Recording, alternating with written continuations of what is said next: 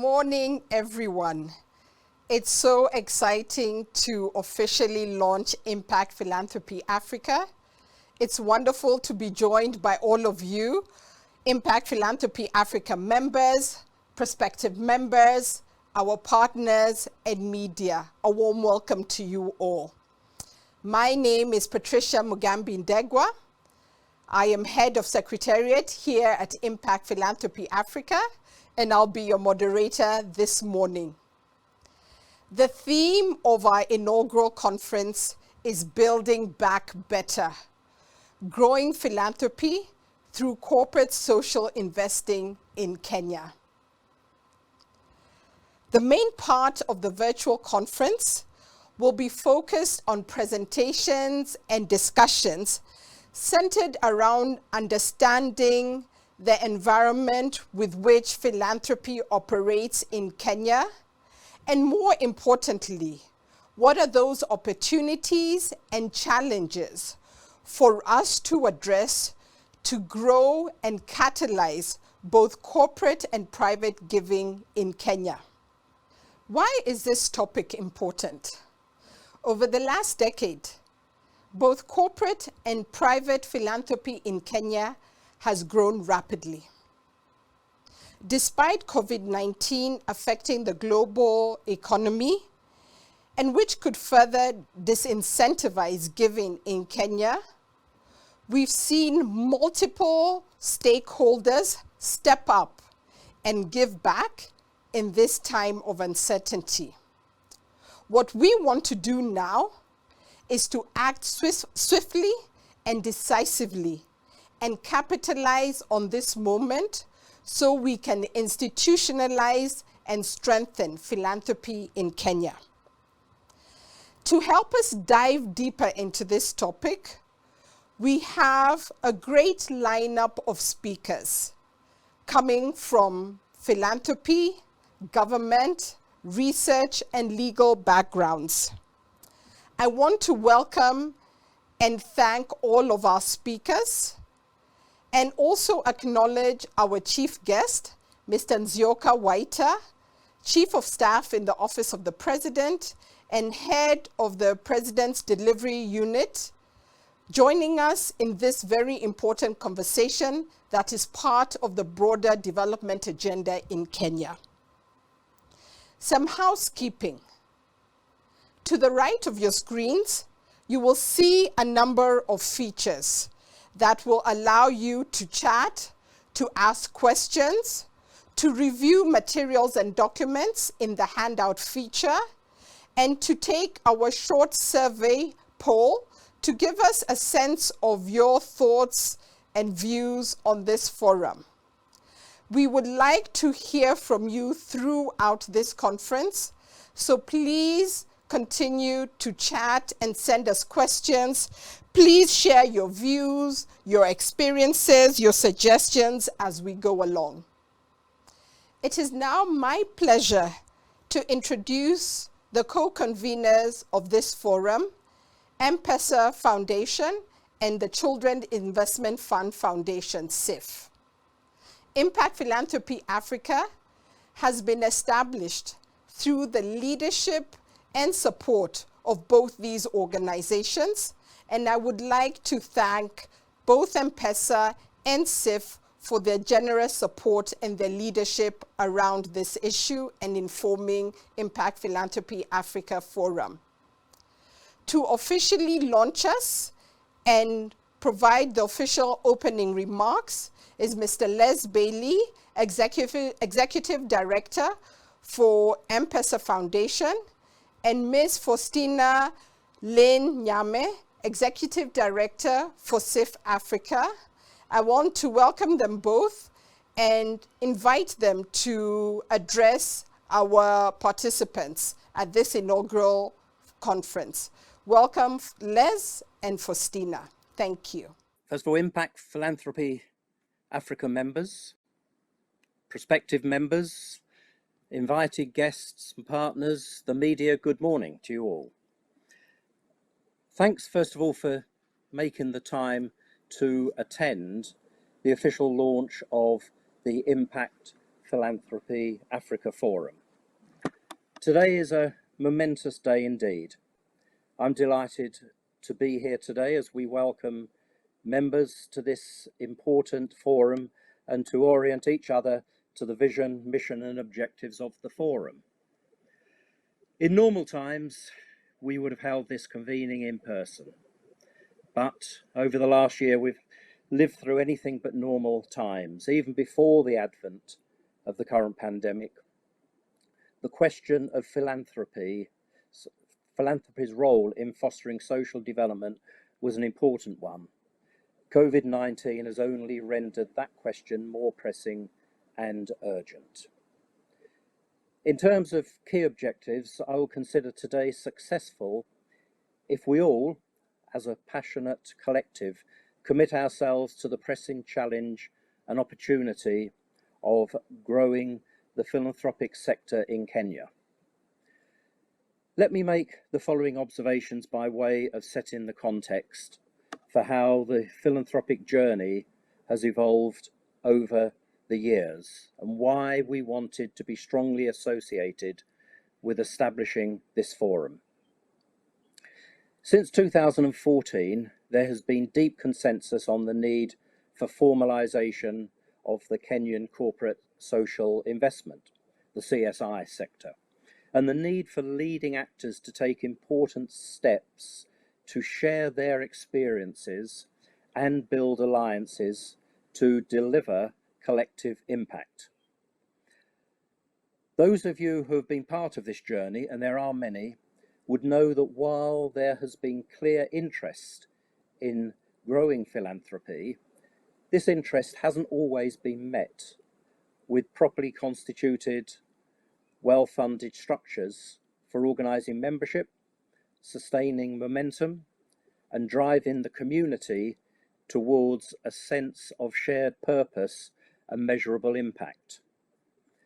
The decision by M-Pesa Foundation and CIF to provide initial seed capital was designed to cure some of these past challenges, which have hampered success. What we have offered is a time-barred, deliverables-based 2-year grant to start up a secretariat that has been challenged and resourced to drive this work.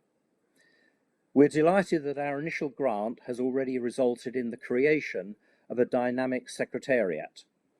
Some of you have already interacted with the secretariat as they've aggressively focused on building a small, dedicated membership base and embarked on some thought leadership work streams.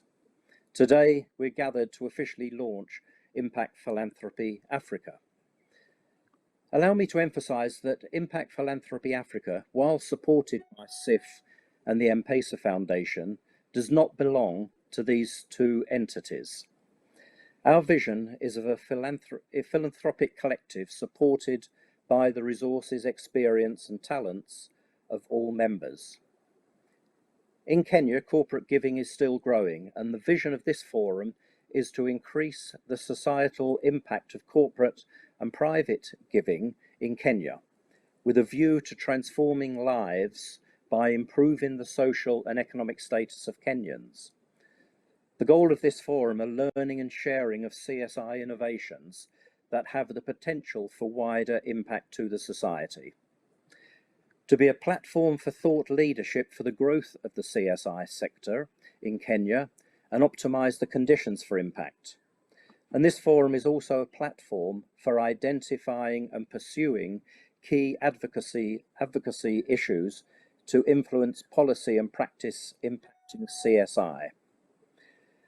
Ladies and gentlemen, despite the challenges of COVID-19, the establishment of the Impact Philanthropy Africa Forum has kicked off to a very strong start in 2021.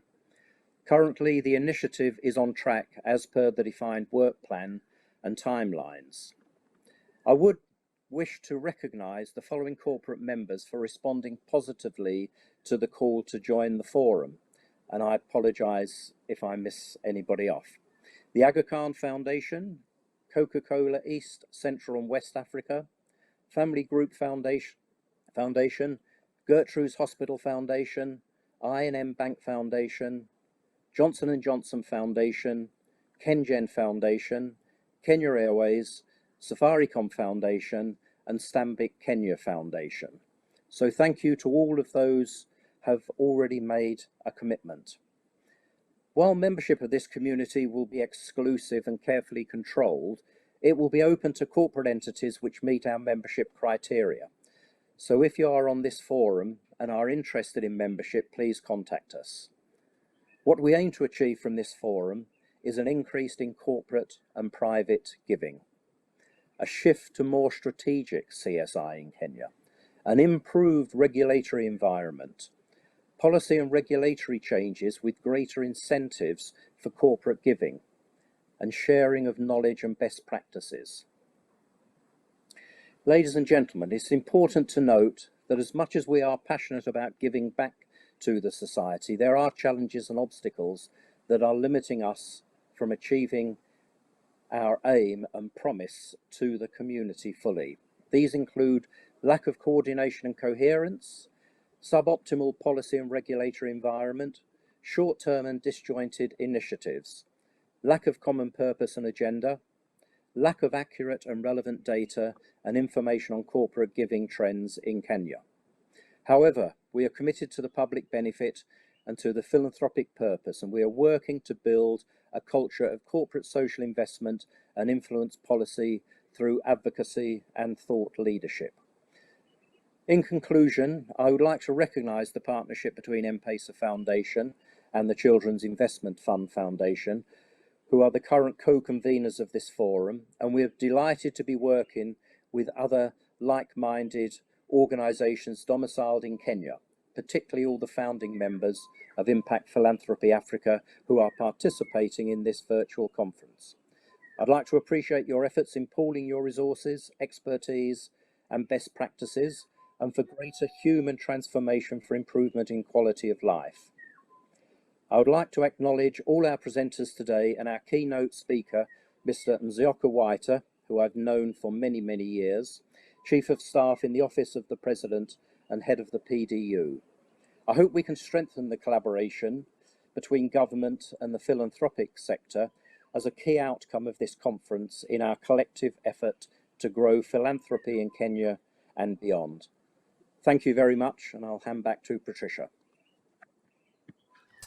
Thank you so much, Mr. Les Bailey, for those remarks and opening up the conference. Let me now turn to Ms. Faustina Finyame, Executive Director for the Children's Investment Fund Africa, to give her opening remarks. Welcome, Faustina, and I do hope now that the audio has been sorted. Faustina, can you hear me?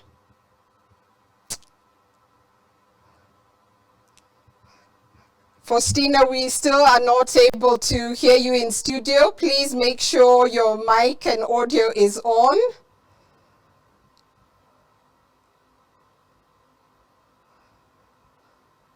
We're still unable to hear Faustina at this time. Faustina, my apologies. We will come back to you to get your remarks as soon as we fix the link between you and the studio. Let us now move on to hear a little bit about more on Impact Philanthropy Africa. We will play for you a short clip to tell you more about the forum's goals, objectives, and areas of results. Let's move to the clip on Impact Philanthropy Africa. Thank you. Let us now learn more about Impact Philanthropy Africa, its vision, goals, and objectives. Who is Impact Philanthropy Africa? Impact Philanthropy Africa is a new forum. It is a forum of like-minded corporate and charitable foundations. The aim of Impact Philanthropy Africa is to increase the societal impact of corporate and private giving in Kenya with a view to transforming lives in line with Vision 2030 and the SDGs. On membership, Impact Philanthropy Africa has exclusive membership. Membership is open to self-funded entities in order to be able to rally around a common purpose and a common agenda. Forum members are coming together to 1, build a culture of private and corporate social investment, 2, create an enabling environment for the achievement of Kenya's development goals, and 3, influence policy through advocacy and thought leadership. On current membership, despite the challenges of COVID-19, the establishment of the Impact Philanthropy Africa Forum has kicked off to a very strong start in 2021, and membership is growing rapidly. We invite other like-minded philanthropies to join this premier forum. Let us turn to the forum's goals, focus area, and expected results. The forum has 3 overarching goals: learning and sharing, thought leadership, and advocacy. Under learning and sharing, the forum is creating a platform for exchange on relevant initiatives in philanthropy in Kenya and beyond. On thought leadership, the forum is harnessing the collective voice of corporate entities to engage on wider public policy sphere with an agenda for social change, part of which we are doing today. On thought leadership, this will also include commissioning research to generate accurate and relevant data to inform advocacy and thought leadership efforts. On advocacy, the forum is engaging the government of Kenya, other key stakeholders such as private sector and the public sector on key advocacy issues to influence policy and practice. The forum's ambitious agenda will be achieved through the following 4 strategic focus areas, which will catalyze Kenyan philanthropy: building appetite and interest, which involves increasing commitment to private and corporate social investing and scaling the involvement of leadership and captains of industry in philanthropy. Advocacy for change involves engagement with the government of Kenya and key players on areas of concern pivotal to local philanthropy. Advancing thought leadership, where we harness our collective voice and engage with media and the wider public on policy around agendas for social change. And facilitating learning and knowledge sharing as a 4th focus area, whereby the forum creates a platform to exchange insights and best practices across relevant initiatives in philanthropy in Kenya and beyond. Impact Philanthropy Africa has attributes that make this forum unique and very well positioned to achieve its objectives. Firstly is the exclusive membership. Impact Philanthropy Africa has been started by corporate philanthropies to bring like-minded grant-making foundations together around a shared purpose. Leadership and commitment. We are engaging leadership at the highest level, both in government and in other sectors, to be involved and committed in the forum and in philanthropy. In the area of influence, advocating and engaging around policy impacting local philanthropy. And 4thly, facilitating learning, where we are promoting best practices through knowledge sharing and thought leadership. What impact do we intend to have? Our 4 measures of success are firstly, catalyzing an increase in corporate and private giving. Secondly, championing a shift to more strategic tried and tested models of philanthropy in Kenya. Thirdly, fostering an improved regulatory environment to catalyzing philanthropy. And fourth, generating evidence and knowledge on best practices and innovations emerging in the sector. How does this all link to today's discussions? We know Kenya has a culture of giving with which to build on. The corporate and private giving space in Kenya is growing, but it is still fairly young when compared to other regions like South Africa and other countries. Kenya has a strong private sector, and so you are seeing more corporate philanthropic actors emerging. However, the CSI space is hampered by a number of challenges that need to be addressed in order for this space to really maximize impact towards Kenya's development agenda. Some of the challenges local philanthropy faces in Kenya, and which we are beginning to address, include: 1, lack of a common agenda for the various actors to converge around. This is evidenced by a proliferation of diverse philanthropic initiatives manifested by a lack of common purpose and coherence. Secondly, a lack of a framework or structure to philanthropy. This includes lack of a space for self-funded players to come around and share knowledge and best practices.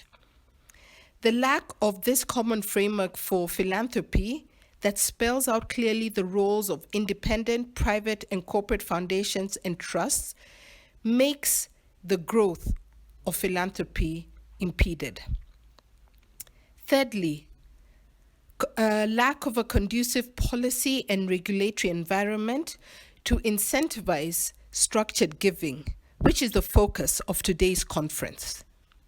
The fourth challenge is a move from small one-off CSI initiatives to more evidence-driven, longer-term CSI programs and philanthropic strategies that are aligned to key development areas and aim to create lasting social, economic, and environmental transformation for communities in Kenya.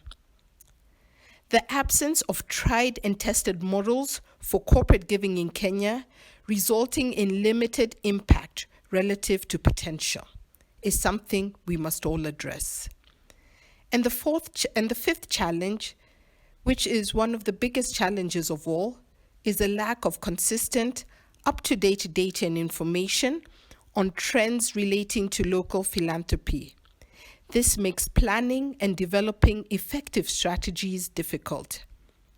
These are all challenges that the forum and its membership intends to tackle as we move forward.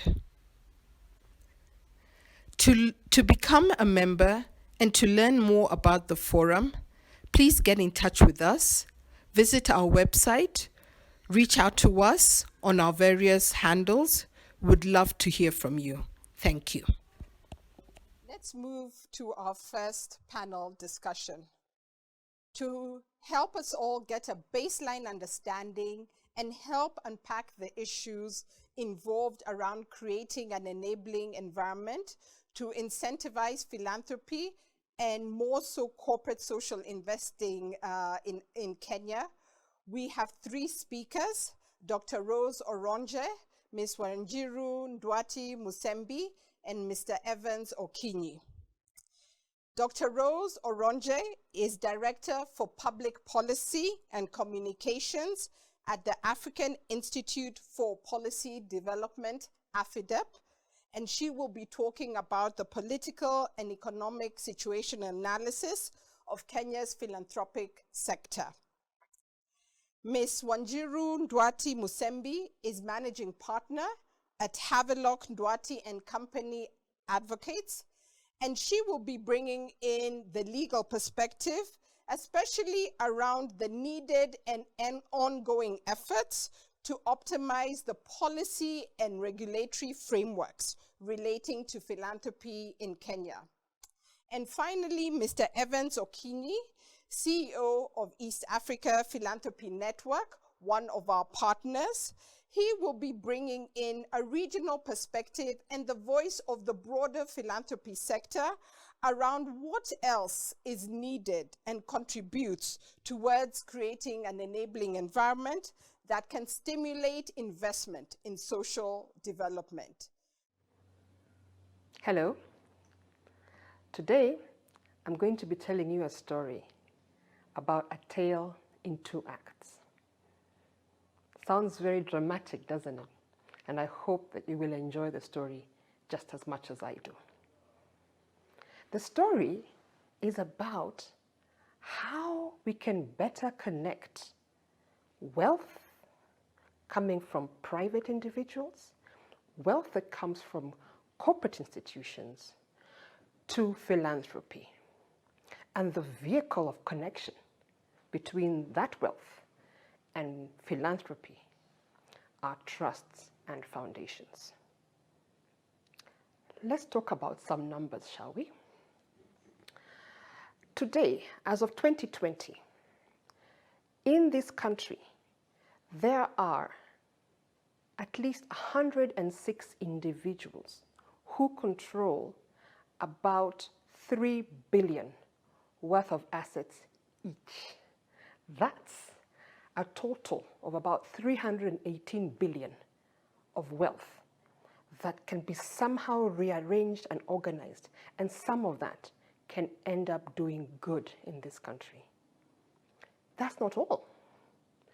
4,235 individuals, sorry, my maths is not my strong point, control about $1 million each. When I did the math on this, actually I had to look at those numbers again because the zeros now got a little bit confusing. But what it came down to was 425 billion of private wealth that is generated in this country. If you add it together, we're looking at almost 800 billion in private wealth. One of the key vehicles of organizing and managing private wealth, both institutional and corporate, is the foundation. Now, through foundations, we are then able to create super vehicles that are able to access that private wealth and use it for a number of things. A key one is philanthropy. So, ladies and gentlemen, you can see the potential that we're talking about, and that is so exciting. As a Kenyan, and I love my country, I think it's magical. One of the things that really excites me is the potential of this country. And the vision of this country that was set out by the former president, or led by the former president, President Kibaki, when he came up with Vision 2030, codified what was possible in our country. And that vision excites me. So when I was thinking about what this reform, this tale in 2 acts, can do for us, I went back to the vision. And I was able to see so clearly how this reform relates to this vision. Now, Vision 2030 has 3 pillars: economic, social, and political. But we're going to spend time today talking about how this reform will impact the economic and the social. That is the key thing. Now, philanthropy plays in those 2 spaces, economic and social, because they work together. You know that already. So let's talk about the social development. Under Vision 2030, social development has a number of sectors that are key: education, health, housing, empowerment. I mean, I could go on, the list is quite big. But what I looked at some of those key sectors that are under the social development scheme: environment, gender equity, I saw such a huge connect to the philanthropic sector. These are the priorities that are also supported by the philanthropic sector. Now, the philanthropic sector has been leading the way in using trusts and foundations to achieve these goals. So it is a natural progression if the philanthropic sector is able to have stronger trusts, stronger foundations, they're then better able to contribute towards Vision 2030. The other sector is financial, which comes under economic. Across the world, it is very common for trusts and foundations to be tools of wealth management. Indeed, they are pillars of any good financial center. Good laws, good regulation of trusts and foundations is a pillar for that. The same can be in our country. With good trusts and foundations, we can reduce, prevent, or eliminate capital flight from this country, because we will be giving our people the opportunity to make wealth and keep that wealth right here. And they will have confidence that the wealth that they have created is held in good hands. That's what's at stake here. So it is imperative that we relook at some of the laws that if we tweak them here, tweak them there, and upgrade them a little bit, can have such a humongous impact towards Vision 2030 in our economic sector, in our financial space, and can have massive impact on the philanthropic space. Now you may ask, I've been talking about strong foundations, strong trusts. What does that actually look like? And what is this tale in two acts going to do to strengthen trusts and foundations in this country? Well, in the reading material that you have in front of you, you'll probably come across a slide that has a little box in the middle and then some things radiating from it. And those are basically some of the attributes that we're aiming to get embedded in our law and therefore embedded in our trusts and foundations. A strong foundation has very good fundraising, capital building ability.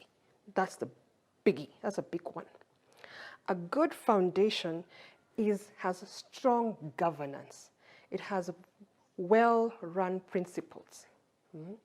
It is run with transparency. It is easy to see who is behind it and what are their objectives and where are they going. It is sustainable. It can last for as long as it is needed and will not expire suddenly or be subject to the winds of change or whims of change as and when they go. And that sustainability creates certainty. People who have created wealth need certainty. They need to know that when they invest their wealth in a particular body, that wealth is there to stay. An advantage to good foundations that is found in many jurisdictions in the world that encourage the use of trusts and foundations is tax alignment. Good foundations and good trusts together create a good sector.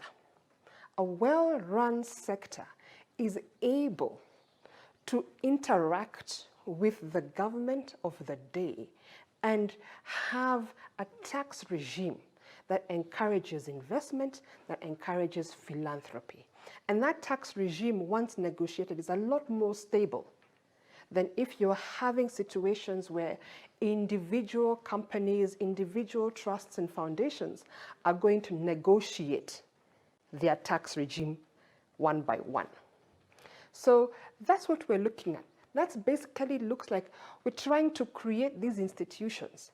And once we do that, we're able to mobilize wealth very easily for philanthropy, for economic growth, and every other social pillar that we need in this country. So that's the big picture. When you even narrow it down even a little bit more, we get to a point where we are quite clear. When we create these institutions, what will they do for the society? What will they do? They will encourage public confidence in these trusts, in these foundations. A good portion of that 800 billion that is sitting in wealth will be sitting in these trusts and foundations. When they are well run, well regulated, that cash, that resource can be used or can be tapped into for the philanthropic agenda. As I said earlier, they will enhance the trust of the public. They will enhance the internal governance of these trusts and foundations. That in turn creates a good relationship between the sector that has trusts and foundations and the government. It is no secret that in the past, some trusts and foundations have been used for nefarious purposes, for evading tax and other things. So it has kind of like diminished the confidence that the regulators and the government have in some of these institutions, and they are worried that they can be used for that again. And the result of that has been overlapping legislation to try and control that. But if we were to tidy it up and create a comprehensive legislation, that fear can then be managed. Like I said earlier, and I really want to re-emphasize this, when we have about 800 billion in private wealth available, what we want to do is keep it local. In fact, if I could go so far and say, we want to make it everywhere and keep it just here. And if we can do that, we can be instrumental in solving our own challenges as a nation. And that appeals to me personally on a very deep level. Kenya is becoming a world-class country in so many different ways. We have world-class skills in this country. We are now creating world-class infrastructure. Why can we not now be forging ahead to create world-class financial practices? And having world-class trusts and foundations is part and parcel of that process. So, I've told you what the benefits are. I've told you why we want to do this. Now, in the next part, I'm going to tell you how we're going to do this. So let's talk about the how. A Tale in Two Acts is just what it says on the label. It is about 2 acts. Now, in this country, we have about 6 different acts that are involved in the legislation and regulation of trusts and foundations. However, instead of reinventing the wheel, what we're proposing to do is to pick 2 of those that have the best potential to encompass everything that's needed to make trusts and foundations world-class in this country. And those 2 acts are, the first one is the Trustees' Perpetual Succession Act, Chapter 164 of the Laws of Kenya. And the second one is the Trustees Act, Chapter 167 of the Laws of Kenya. Now, I'm not going to go into reading the acts today, so some of you can heave a sigh of relief. I leave that for the sausage making that comes later on. But what I'm going to tell you is what it is about those 2 acts that we wish to tweak, we wish to amend, and we wish to bring out so that we can create this world-class foundation. The first act, our tale is in the first act. This Chapter 167, the Trustees' Perpetual Succession Act. This act is the one that is the bedrock of really good trusts and foundations in this country. It is possible to register trusts and foundations under other legislations, but when they are done under this particular act, they tend to have a gravitas that the others do not have.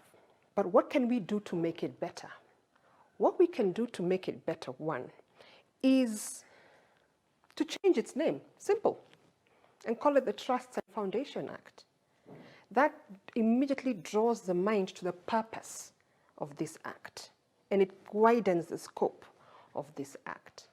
The second thing is to make it a superior statute, so that if you want to have a good trust and foundation in this country, this is the act to go under. And to ensure that, what we're also looking at is to tweak some of the bureaucracy that is built into this act that makes it difficult to use. Amongst them is the registration procedure, which is quite tedious and requires a very vast experience and follow-up through the Ministry of Lands. And this is a historical hangover which we can tweak by changing the nature of the registration and the regulator. So what we're proposing is that, in line with best practice around the world, that the regulation of trusts and foundations under this act come under the business registration services. Why? Because BRS is better equipped to handle those institutions. These are not trusts just for land. They handle big assets, just like companies. And just like companies, they need to be handled by a registration service that understands that institutions that manage business and wealth, and that's BRS. BRS is digitized, it's automated, so it is a lot more efficient in handling some of these things. And because the regulation of companies and the regulation of trusts and foundations are built on the same principle, BRS becomes an ideal regulator for trusts and foundations in this country. That will be one of the major changes we'll be proposing. Trusts and foundations created under this act will be what we call in law legal entities with perpetual succession. This means that they can last as long as they are needed. They can own property in their own name, they can contract in their own name, and they can trade in their own name. And that gives them the muscle and the flexibility to both hold, nurture, grow wealth, but also engage in philanthropic activities should they need to. Upgrading this act, we must move with the times. Trusts and foundations in the past have gotten a bit of a sticky reputation because of being used for nefarious purposes.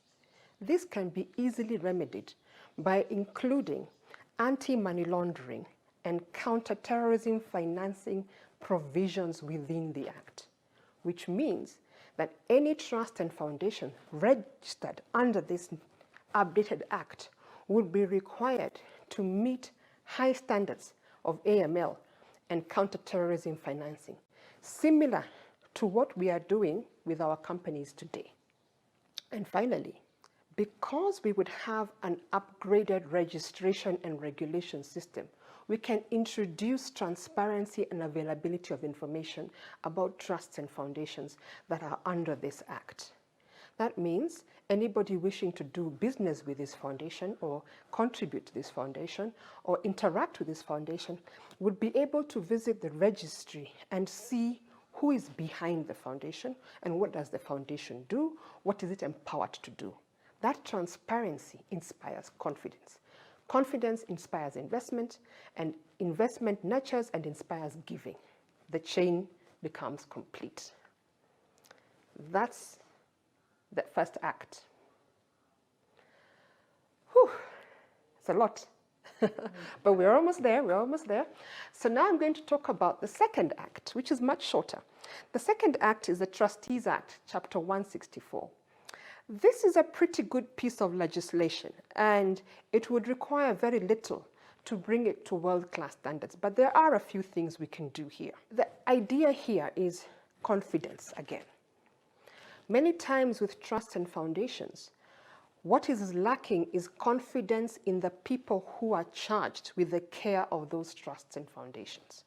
So what we're trying to do here is create a legislative framework that holds those people to a high standard of transparency, skill, and accountability, and thereby we go back to confidence. And how do we do that? A number of things. We build in a principle called duty of care into this act. When you build in duty of care, what you're doing is saying, and as a trustee, the law has said you must subscribe to this level of conduct. At the moment, that is determined by our courts, and that creates a bit of uncertainty. What we want to do is have it legislated, so it's clear. Secondly, you want to expand the powers of investment so that these trustees can really grow and nurture the wealth that is in their custody. They can take care of it and can do it well. 2, you want to be clear about how these trustees can be appointed and how they can be removed. And that cuts down on litigation and conflict management in trying to transition from one administrative team to another one. 4, discipline. When trustees have not done what they are supposed to do, when they've been naughty, it is good that the law is clear about what are the punishments and consequences for not doing what you're supposed to do. That means the public is informed, the trustee is informed. The room for abuse is then reduced. Finally, embedding alternative dispute resolution, things like mediation, arbitration, negotiation, before litigation or in tandem with litigation. This gives confidence because a lot of trusts and foundations, and even corporate trusts and foundations, reputation is key. People do not want their disputes spilling out into the public arena if it can be helped. And so if we can manage these disputes in efficient, high standard, high integrity environments and maintain the confidentiality of the institutions, we have a much better chance of keeping relationships intact and keeping these institutions going. And so, ladies and gentlemen, with that summary of the Tailing 2 Acts, that's where we're proposing to go. If we can get these reforms embedded in these 2 statutes, we'll be well on our way to creating a very healthy legal and regulatory environment for trusts and foundations in this country, and we'll be well on our way to mobilizing our own wealth for philanthropy, social development, and economic development. I thank you very much for being with me today. Asante sana. Thank you so much, Wanjiru, for that wonderful overview on what we need to do to optimize the policy and regulatory environment. Let me invite our next speaker, Dr. Rose Oronje, who is the Director, Public Policy and Communication at AFIDEP. Rose provides strategic leadership to the Institute's program of work on governance and accountability, as well as overseeing the Institute's communication and policy engagement program. Rose will walk us through the political and economic situational analysis of Kenya's philanthropic landscape. Welcome, Dr. Rose. Good afternoon. This is Rose Oronje from the African Institute for Development Policy, AFIDEP. And I'm really happy to join this session to talk to you about findings of a recent analysis that we did. So recently, AFIDEP conducted an analysis on the political and economic situation of Kenya's philanthropic landscape. And I'm going to be sharing some of the highlights of these analyses through this brief presentation. Before I get into the findings, just to give some highlights on AFIDEP. I know that for some of you may be hearing about AFIDEP for the first time. So we are a regional nonprofit research and policy institute established about 10 years ago in 2010. Our mandate is to promote and enable sustained use of research and other types of evidence in policy formulation, program design, and implementation. And we do this through 2 main activities. So we conduct research and we also conduct capacity development, mainly focusing on sustained evidence use in decision making. Just to give some example of some of the work that we have done, noting that we are a regional institute. So we have our head office in Nairobi, but we conduct research and capacity development work across the continent. So in some of the past activities we've done, we have worked with the African Union, and through this work, promoted the demographic dividend paradigm as part of the African Union's efforts. I know many of you have probably heard of the African Union talking so much about demographic dividend. It's AFIDEP's research that has informed that focus on demographic dividend, just pushing countries to focus on investing in young people and in our youth so that they can be an important driver for economic growth on the continent. Through this work, we've also supported more than 15 countries on the continent to integrate demographic dividend in the medium-term plan, as well as ensuring that they are investing and prioritizing youth and young people in their medium-term plans.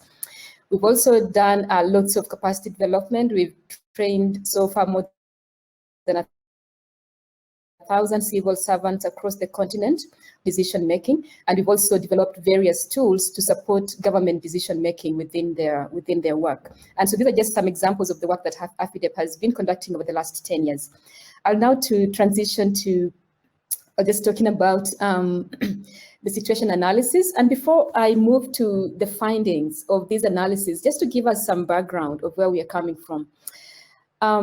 This analysis, to note, that was a small component of a larger study that AFIDEP conducted on behalf of the Children's Investment Fund Foundation Africa. And the purpose of this was to generate evidence needed to inform CIF Africa's strategic engagement efforts in the region. And so the study objective was really to provide an understanding of the state of philanthropy in Kenya. And so looking broadly at the general context, the legal and policy context, looking at the key stakeholders, and importantly, the challenges within this sector, and then of course, ending up with the opportunities where the focus should be for actors within this area. In terms of the study design, we used a very light touch political economy analysis. And being a light touch, that means that we also conducted quite minimal number of key informant interviews. In terms of methodology, we conducted 6 key informant interviews, and we conducted some extensive review of documents. And the focus, of course, as a political economy analysis was on understanding institutions, both formal and informal, understanding stakeholder interests and incentives, and also looking at values and ideas. So just to share some of the main findings or highlights of these analyses, and this first slide just paints a picture, of the context of local philanthropy in Kenya. It is very clear that there's a strong spirit of giving in the country, and we know that giving at family level, community level, and national level is actually a norm in the country. But there's also a rising diaspora remittances, which just confirms the strong spirit of giving and supporting others within the country. But also this strong spirit of giving has to be seen in the context of the government of Kenya having quite weak capacity to meet the social needs of many Kenyans. And so a lot of times people will be supported to pay school fees for their kids, to pay hospital bills, because the government is failing to meet these basic social needs that it should be meeting. And so that spirit of giving has to be seen within that context. Importantly, also, 83% of Kenyans who are actually employed in the informal economy. And that means that a lot of people are earning very low incomes, they're making very little money, and they're often, in many cases, just a disaster away from real poverty. And that means that that still goes back to the spirit of giving, because often Kenyans have to give because sometimes family members have fallen into poverty, because something has happened, and because they make very little money out of the informal economy, then they need support, to pay basic things like hospital bills, support education of their children.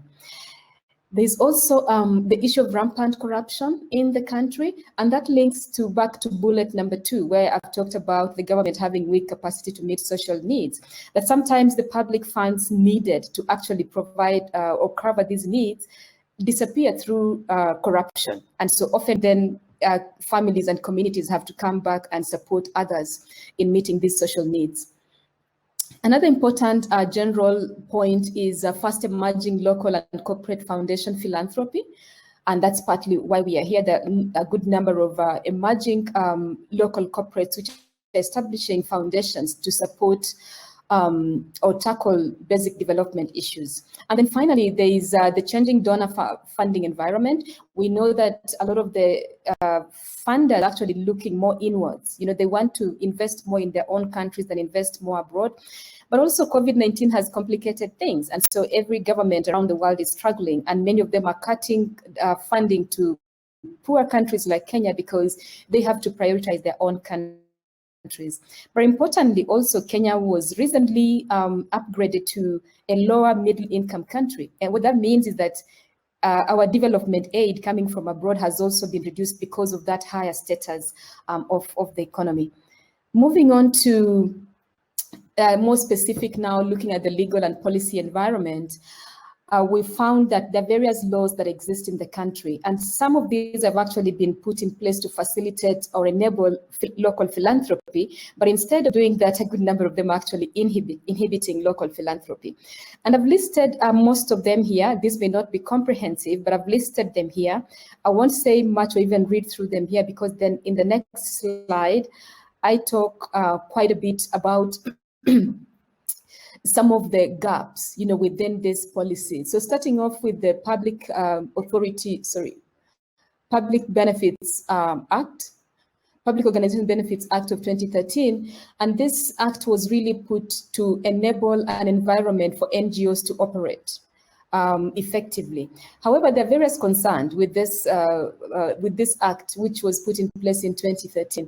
One of them is that this act hasn't actually been operationalized to a large extent, because we know that it provides for the establishment of the Public Benefits Authority. This body hasn't been created yet, even though the act has been on since 2013. So it's 7 years later. Some important components of this act have not been operationalized. Importantly, though, this act lumps foundations under this law, and yet we know that foundations have such distinct role in raising funds, or their mandate is really to raise funds. And so this lumping them under this law, it means that their needs are not addressed.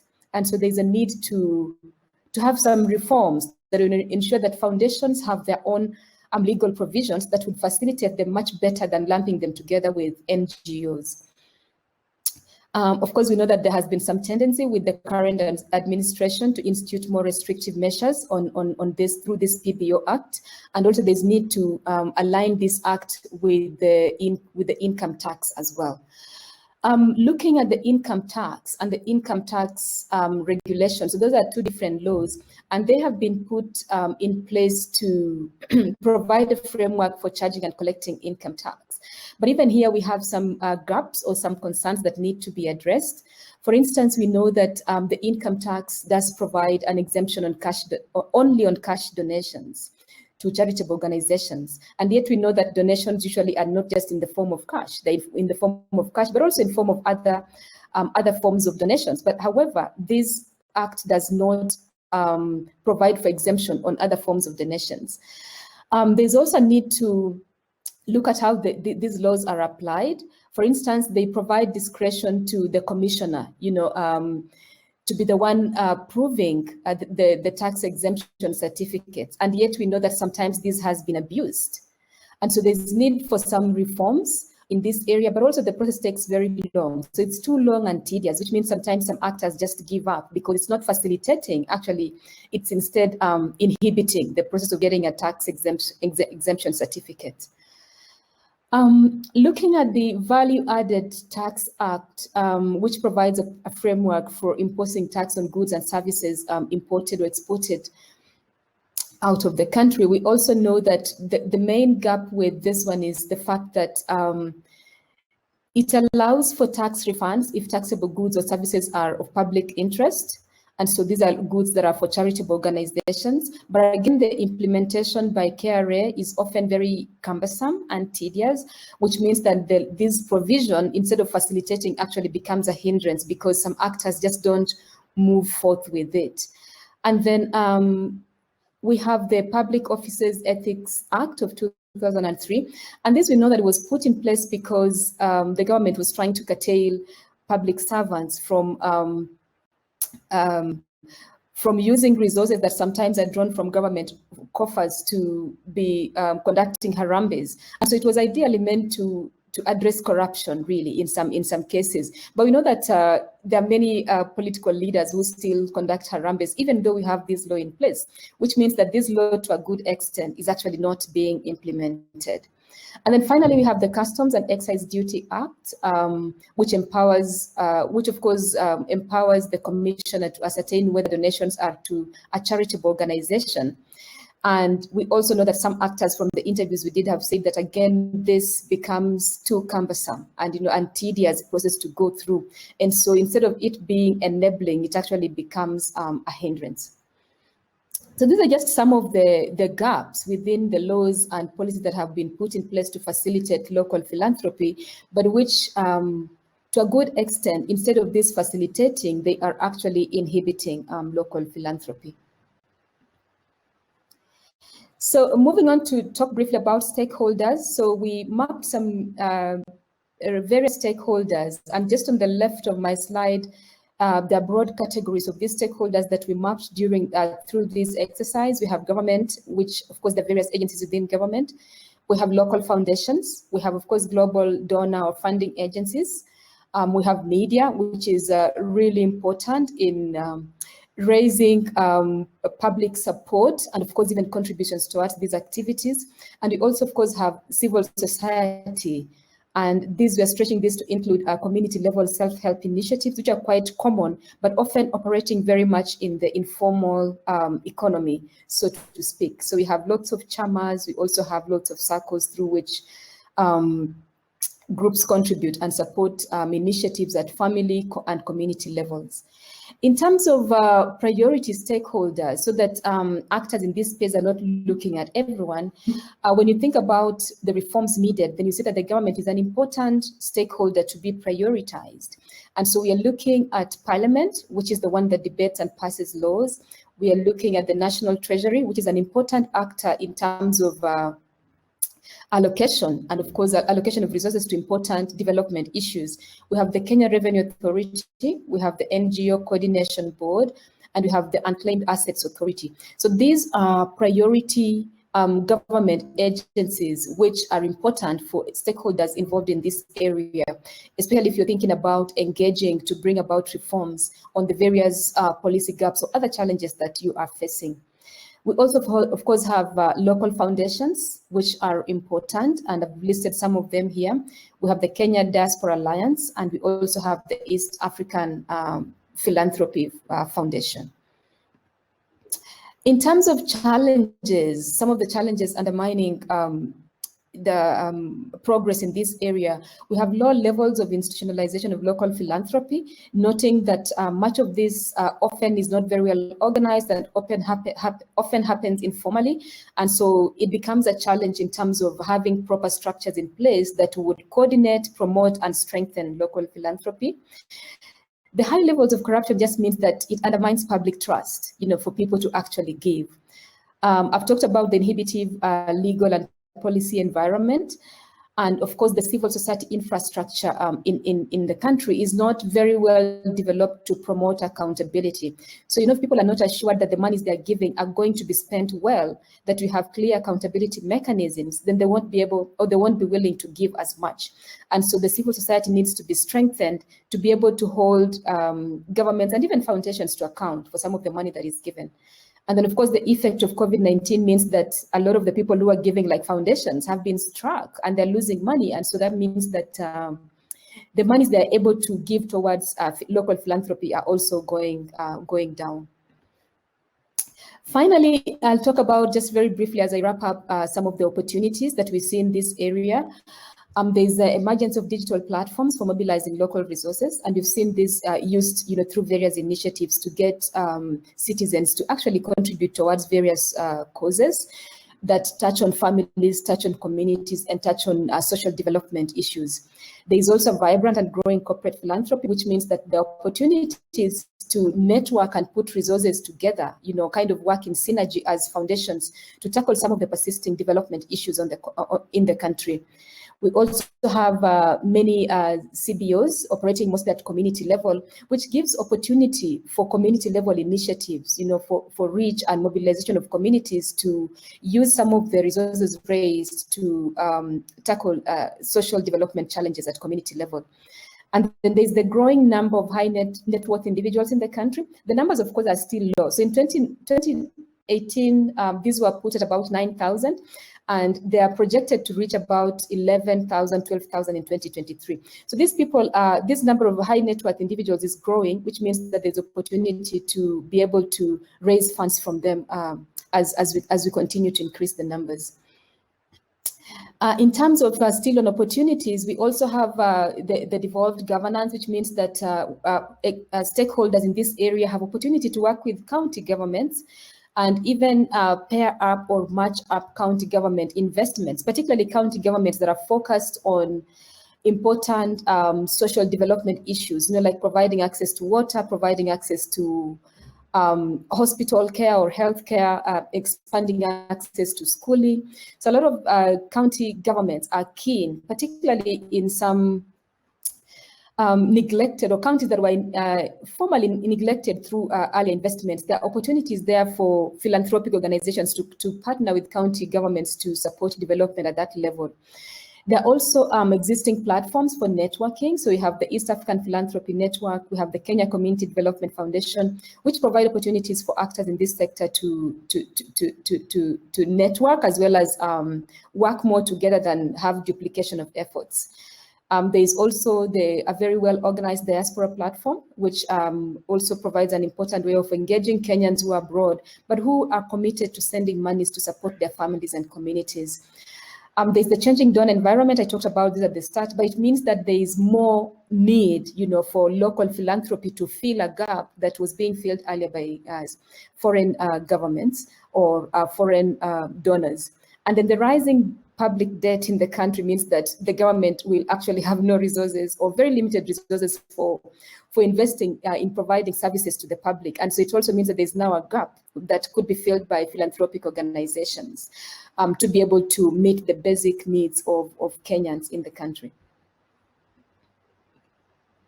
Thank you very much. Asanteni sana. Those are the highlights of this, and I'll be happy to respond to any questions. Thank you. Thank you so much, Dr. Rose, for walking us through the philanthropic landscape and adding more to what is needed to creating an enabling environment. At this point in time, let me welcome our third and final speaker for this particular panel session, Mr. Evans Okinyi, who is the CEO of the East African Philanthropy Network. EAPN is one of our partners, and Impact Philanthropy Africa will be working closely with Evans and his organization in terms of how we can integrate some of this advocacy to catalyze philanthropy. Welcome, Mr. Evans Okinyi. The floor is yours. Very good morning to each and every one of you, and thank you for joining us in this very critical conversation that we are having today. And I want to believe that by the end of your time with us in this call, you will be able to understand more around the enabling environment conversation for corporate, for actors in the corporate space. My name is Evans Okinyi. I serve the East Africa Philanthropy Network as the CEO.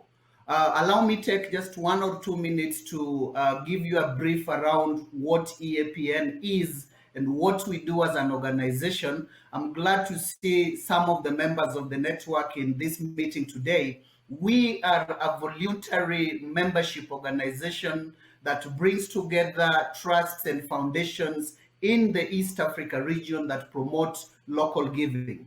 Our membership is drawn from corporate foundations, community foundations, faith-based organizations, INGOs, local NGOs with an interest in philanthropy, whether at the national level or at the regional level. My conversation today and my contribution today in this conversation is to just build on what my other colleagues, I believe, had talked about around what are some of the efforts that are going on in the region, and specifically in Kenya, around enabling environment. And that's what I want to just focus on briefly before I before I come to a close. And I want to start by saying that the capacity and propensity of individuals and organizations to freely engage in philanthropic activities in a sustainable and effective manner requires an enabling environment. And this focuses on policy issues made by government actors,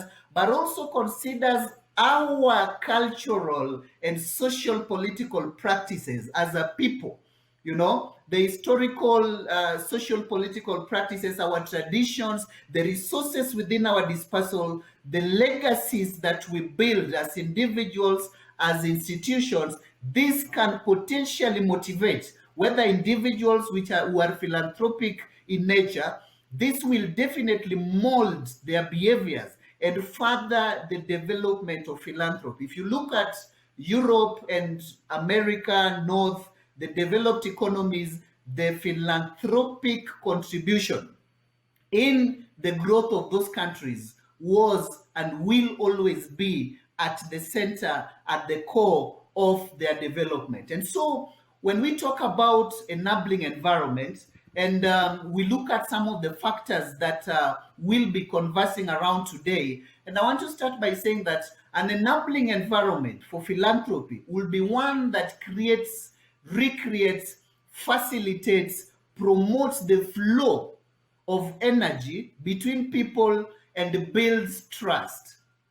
And it is this trust and those values that we talked about earlier that lay the foundation for construction of norms and legal standards and development of governance, institutional and administrative, the policy frameworks that we are talking about that will then guide and regulate the environment for philanthropy. So more often at time, the conversations we have will always be around the legal issues, the policy issues. And my role in this call is to bring a different perspective into this conversation that we are having and say that, yes, we are now talking about the foundations law, the policy environment, you know, the PBO Act, the incentives that my colleague Wanjiru has talked about, the ease of access in terms of doing business and all that. That has been the primary focus of most of the conversations that we have been having in the space. But there is more to this than what we are talking about. So there are issues around self-regulation. For example, the work that Viwango is doing, the work that EAPN is doing around trust and accountability. We are currently in the stage of developing accountability standards for the philanthropy sector in East Africa. That constitutes enabling environment. There's the issue around data. I talked about the East Africa Philanthropy Data Portal. Good, accurate, timely data enables philanthropy. So there's that critical role that data plays in having an enabling environment. We've talked about governance, the organizational, political governance of the society where we live in. That equally forms part of the enabling environment. And we've been having conversations as a sector, as philanthropy actors within the region and in Kenya in specific around how we can strengthen our internal governance issues and also support in the political governance issues in a manner that promotes giving at the local level, because we believe that we have the necessary resources as a region, as a country, to support our development needs. And so we've got to look internally. The other issue constituting the enabling environment conversation are the political environments. You know, efficient implementation and enforcement of policies also affect that enabling environment conversation. A government that, for example, enforces policies, my colleagues talked about the tax incentives, which lies with the KRA. It is a provision that some of the players within the space are not even aware of, you know, but those who are aware of it, the process is too cumbersome, a lot of bottlenecks. So in as much as the policy is there is the issue around how easy it is to assess and access those policies. And so that equally forms part of the enabling environment conversation that we are talking about. Not to mention the socio-cultural environments. As EAPN, we are in the process of really building individual giving as a community, as a society, be it at the Kenyan level, Ugandan level, Tanzanian level. We want to inculcate the spirit of giving, the spirit of driving causes through social capital within the influential individuals, the high net worth individuals, so that when you mention the word philanthropy, for example, in Kenya, then we do not just think about our great friend and my great friend, Dr. Manu Chandaria, but you can also mention Ivan Sokinyi, that simple boy at the community level doing amazing work. So the spirit of giving, the social cultural environment is also part of this enabling environment that we need to talk about and really build as a foundational principle in promoting local giving and philanthropy, whether corporate, community, individual, faith-based, whichever kind that it takes. Then we have economic freedom. For example, the investment that we put in human capital, the ease of doing business, and some of these things we are already having them factored into the foundations law conversation that we are having. Then we've got the role that infrastructure plays, the networks like EAPN, the Kenya Philanthropy Forum, Kenya Community Development Foundation, the Tanzania Philanthropy Forum in Tanzania. So those vehicles and platforms that enable conversations like what we are having today constitutes part of that enabling environment. The work that Impact Philanthropy Africa is doing, we need these vehicles because it is only through them that we can engage the government in a more collective, responsive manner. It is only through these engagements and platforms that we can share best practices, that we can advance our agenda as a sector, specifically looking at the corporate philanthropy that is convened here today. So that strong infrastructure is part of the enabling environment that we are talking about. And lastly is the issues around best practices for organized philanthropy, a very important and critical element of enabling environment. We have done a lot of work around this as EAPN, and we still need to do more. Some of the best practices that we can pick from elsewhere that we can inculcate amongst ourselves as corporate actors, and that enables us to build this conversation that we are having today. So there's a lot happening. We may not exhaust them today, but my rallying call to the corporate actors within the philanthropy space in Kenya is that we are stronger together. I think the only time that we have seen that phrase being challenged is the COVID-19 situation that we are having today and for the last many months, that we've got to be apart for us to survive. But on this conversation that we are having, we've got to be together, we've got to pull together, we've got to have that united common purpose as a sector, as corporate players, to be able to achieve the enabling environment that will enable our giving and the impact that we want to showcase as the value of philanthropy in the local development space. I want to say a very big thank you as we proceed with this conversation, and hope that we will continue to engage in strengthening this space, even as we look at promoting local giving within the Kenyan space and by extension, the East Africa region. Thank you.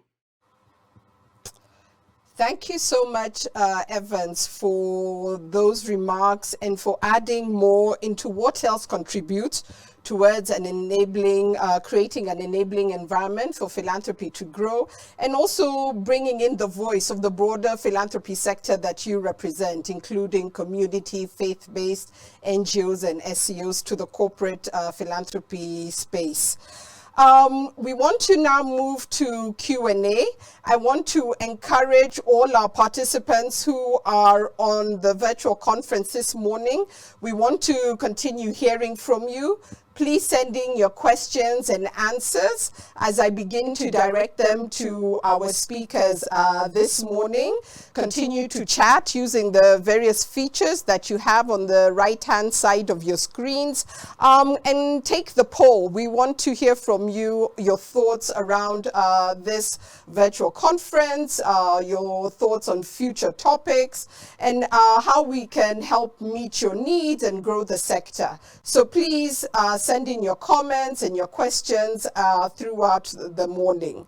So let us now turn to question and answers, and I want to thank again our three speakers, Dr. Rose Oronje, Wanjiru Ndwati Musembi, and Mr. Evans Okinyi. I want to now begin to ask you questions that are coming in from our participants this morning. Let me direct the first question to you, Rose. What policy incentives are currently available to both companies and organizations who are participating in philanthropy or in corporate social investing? Thank you so much, Patricia. So as I know, looks like there's an echo, but I'll just continue. As I noted in the presentation, the government has provided a number of incentives to promote, facilitate corporate social investment in the country. And the PBO Act of 2020 is an important one, and it started being implemented in 2016. But it does provide for guidance on registration, operations, ability for organizations that are focused on enabling or public interest interventions, which touch on tackling social and development or community level issues. And that particular act does provide for exemption on cash donations. It does provide for tax exemption on dividends and on investments by these bodies. It also it does provide for exemptions on VAT and stamp duty. And so it provides a wide range of incentives. It also even provides for these organizations to benefit from trainings by government in these areas. Apart from the PBO Act, there are also the various acts I touched on, the income tax, the value tax, the excise duty. They all have provisions that allow for taxation for services that are focused on or investments of benefiting the public for that nature. I guess the biggest challenge lies in their implementation. So the law is good, it's provided for, but when it comes to implementing them, the process that people have to go through, then often a lot of organizations are actually not benefit from these provisions because the implementation is tedious, it's cumbersome, and sometimes, for instance, organizations have to wait for more than 2 years for tax certificates, organizations that qualify for this. And so the provisions are there, and Wanjiru didn't talk about some of the legal reforms that are needed, the new laws that are needed, particularly to support foundations. I guess the big challenge is getting these laws in place, but important walking the talk, actually implementing these laws so that these philanthropic organizations can benefit and would benefit from some of these investments. Thanks. Thank you, Dr. Rose. Wanjiru, let me turn to you and pick up from your tale that you shared with us. And to add on to what Rose has said, what challenges do you see out there that organizations are experiencing? Here at Impact Philanthropy Africa, we have foundations and members who have been in existence for a long time, but others are also newly registering or in the process of getting set up. What is the experience you see out there for organizations in formalizing their philanthropy structures?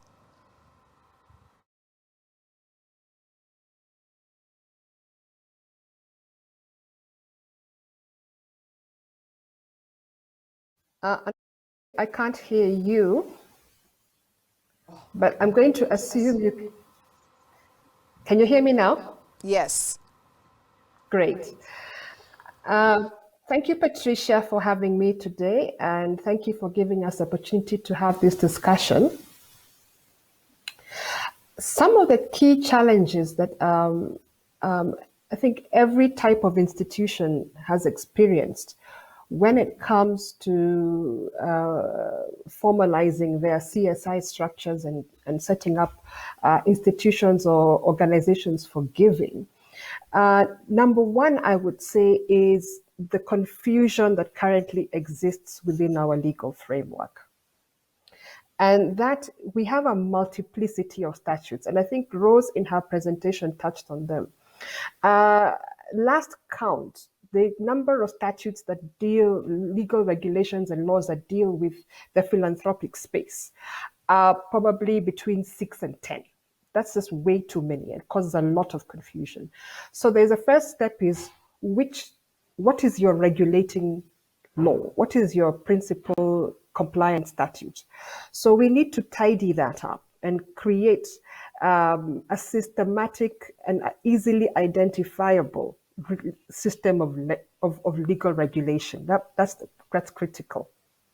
And that's why in my presentation, I'm focusing on what I call the baseline statutes first, the parent statutes, the Trustees Act and the Trustees Perpetual Succession Act, because these have the opportunity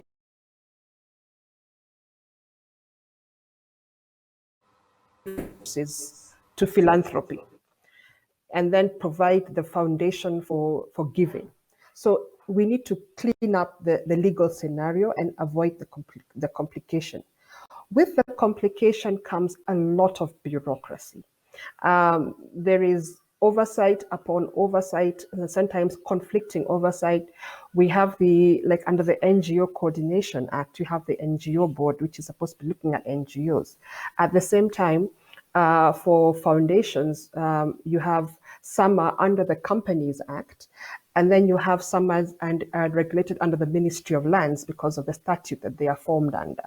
So that even the process of getting set up, there's a lot of confusion and a lot of bureaucracy. And that's something that we also need to work towards eliminating, because a lot of it adds very little value to the whole process, if I may be so blunt. And so those are the two biggies. The other ones that now, with the cleanup of regulations and creating good bedrock regulating, you then have, especially with the relationship between corporates and corporate foundations, there's a need to have clarity in the separate but related entities. So you have the corporate, which is a commercial entity, and you have the corporate foundation, which is primarily a charitable entity. The two need to be related, but have sufficient arm's length legal separation between them, so that there is some independence of accountability, independence of execution, independence of thought and objectivity, so that the foundation is actually able to have more impact because of that good separation between them. And that comes when you have a clear legal foundation under which this foundation is set up, and a legal regulation under which this foundation then has to follow. Again, with now following on that, as you can see, Patricia, it's a building process.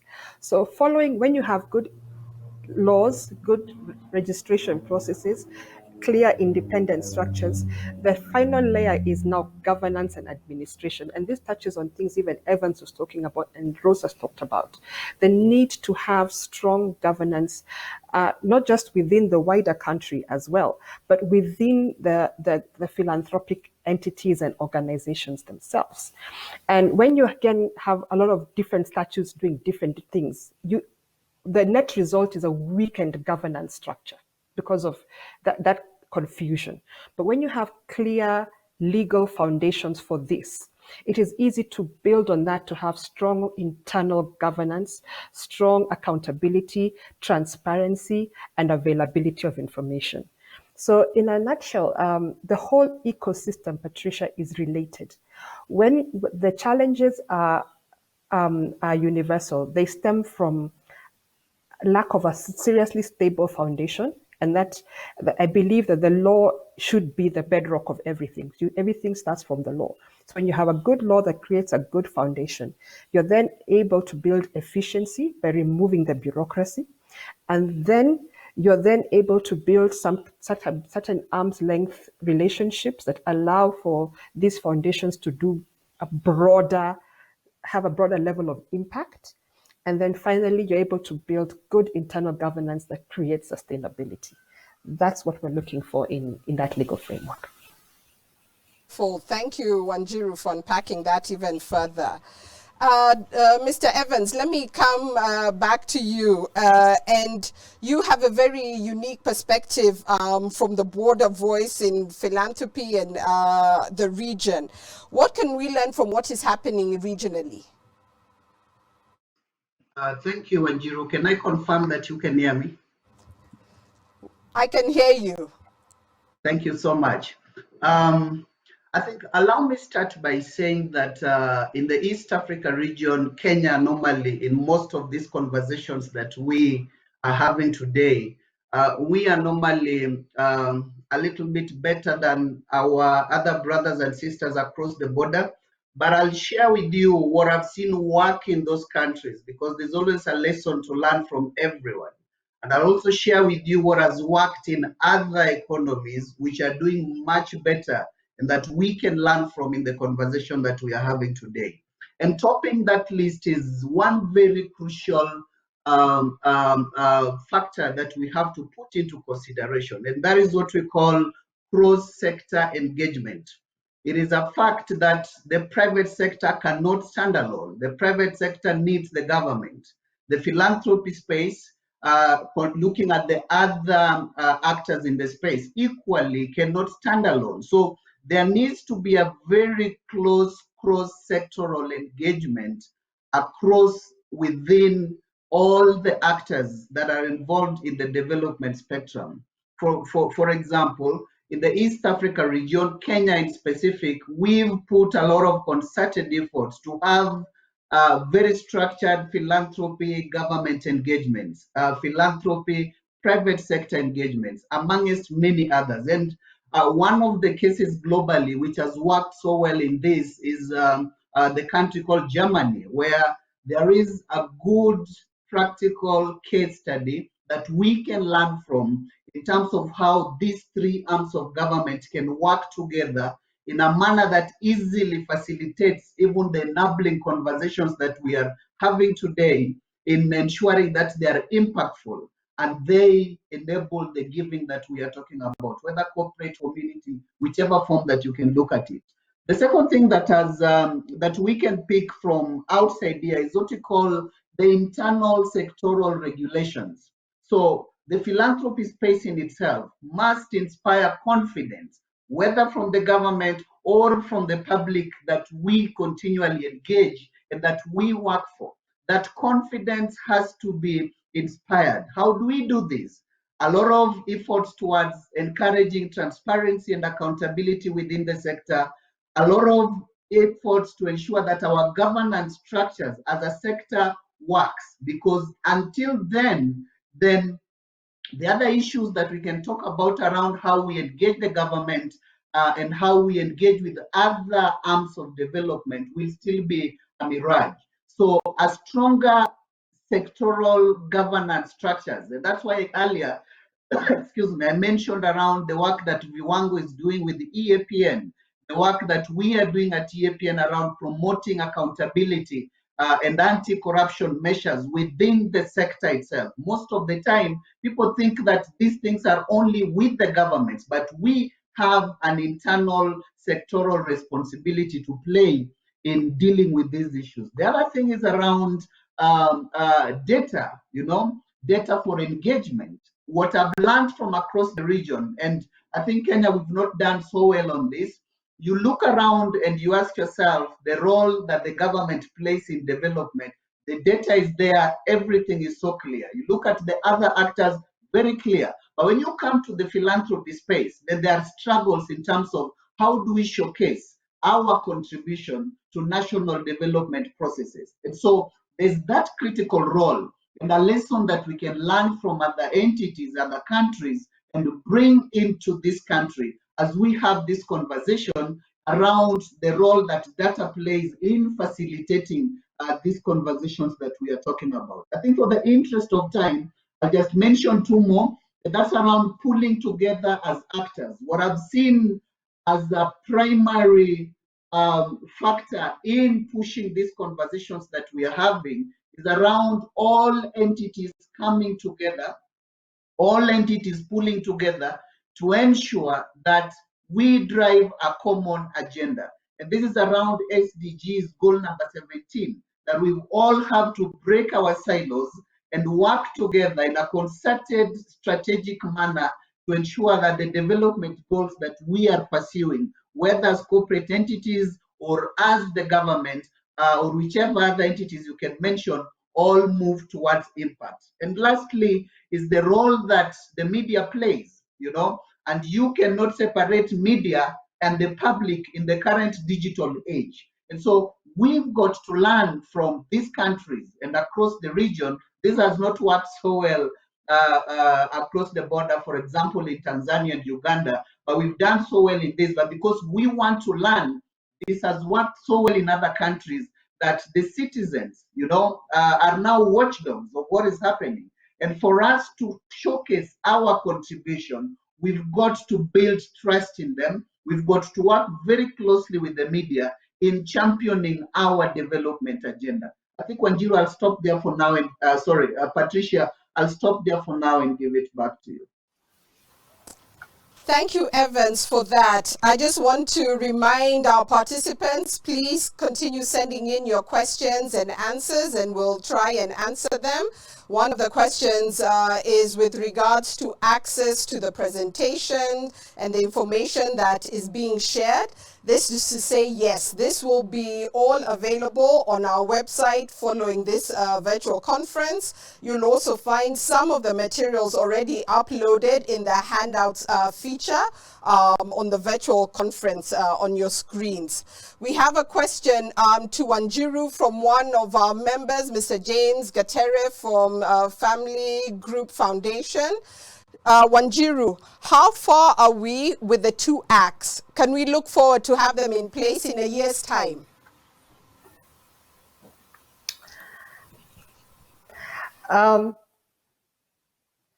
Thank you, James, for your question. And because of technology, I'm not always sure you can hear me. So I'm just going to do a sound check. Yes, we can hear you. Go ahead, Wanjiru. Excellent. James, the good news is we're not very far. This can actually be a reality within the year. And it is for a number of reasons. We are not trying to reinvent the wheel. We already have the wheel. We're just trying to put some pumzi on the tires and increase the spoke, so it's a more efficient wheel. So the reason I'm focusing on those 2 acts is because they already exist. All they need is a few tweaks here and there, and then we already have world-class legislation. So the support of your foundation and all the other corporate foundations represented here, indeed the entire philanthropic network, if we can come together, this is what we call low-hanging fruit. We can very quickly agree on those, 5-6 fundamental amendments and get the support of that legislation through other stakeholders, even in the financial industry, who are very supportive of it as well. And it can be done very quickly. So it's one of those things that will not be a mountain to climb. It's just a few tweaks, and then we have very good bedrock legislation. That's the good news. Thank you, Wanjiru. We have another question for Dr. Ronje. What informed the political economy analysis exercise carried out in Kenya? And is AFIDEP working or partnering with specific philanthropy or foundations to move this forward? So just to quickly respond to those, political economy analysis exercise was a study commissioned by the Children Investment Fund Foundation Africa, CIF, who are, I think, the co-conveners of this forum. And so it was a study done for CIF to inform their local and regional engagement efforts in raising local funds for development in Africa. In terms of whether AFIDEP is involving with other foundations, we are currently not, but I'm here today because this is an area we are very interested in providing the research and policy analysis support that this group will likely need. We have worked a lot with parliaments and with government ministries and agencies.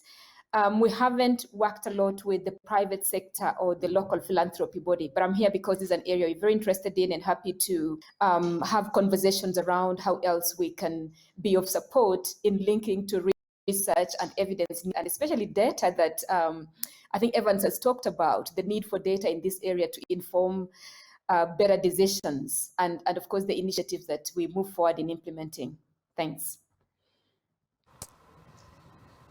And another question again for you, Dr. Rose. What are you optimistic about the philanthropic landscape and the potential? I'm being asked here about African Continental Free Trade Area. How might Kenyan philanthropies tap into this to scale their impact? Right. I say that I think Africa's development will move in more dramatic ways if, as Africans, we take charge of our own development. I think we have left a lot of it and directly to be run by foreign actors. And so I am very optimistic, that Africans, the increased focus by Africans, individuals, corporates, in investing locally and driving our own development efforts has a long way to go. Now, in terms of how Africa can tap onto you talked about the regional trade. The regional trade, I think there is a lot of opportunity in terms of the various reforms going on and amendments in the region. And so there is a lot of opportunity for Africa to tap into that. But of course, as we know that some of these agreements, on the continent or even within the regional bodies within the continent, like East Africa, West Africa, they take some time, but there's some progress there already happening. And that local philanthropy in Kenya, Kenya could provide a lot of lessons region, but also Kenya could learn a lot from the other regions, as well as us thinking a bit more beyond the Kenya borders as Africans in terms of driving our own development. Thanks. Thank you so much. I want to appreciate all our panel presenters for this panel, Dr. Rose Oronje, Wanjiru Ndwati Musembi, and Dr. Evans Okinyi. Thank you so much all for your very rich presentations. You've given us a very thorough review and understanding of what is needed to create an enabling environment in Kenya, and very specific areas that this forum, together in partnership with other philanthropy networks, can focus on and take up as one of our advocacy areas to create an optimal environment with which we can really catalyze philanthropy in Kenya. So I want to thank you all for your presentations and your time. We appreciate it. We'll continue receiving questions in the Q&A, and we will endeavor to answer those as we go along online. So to our participants, please continue sending in your Q&A. These will be answered throughout the conference as we move on to our next session. Thank you.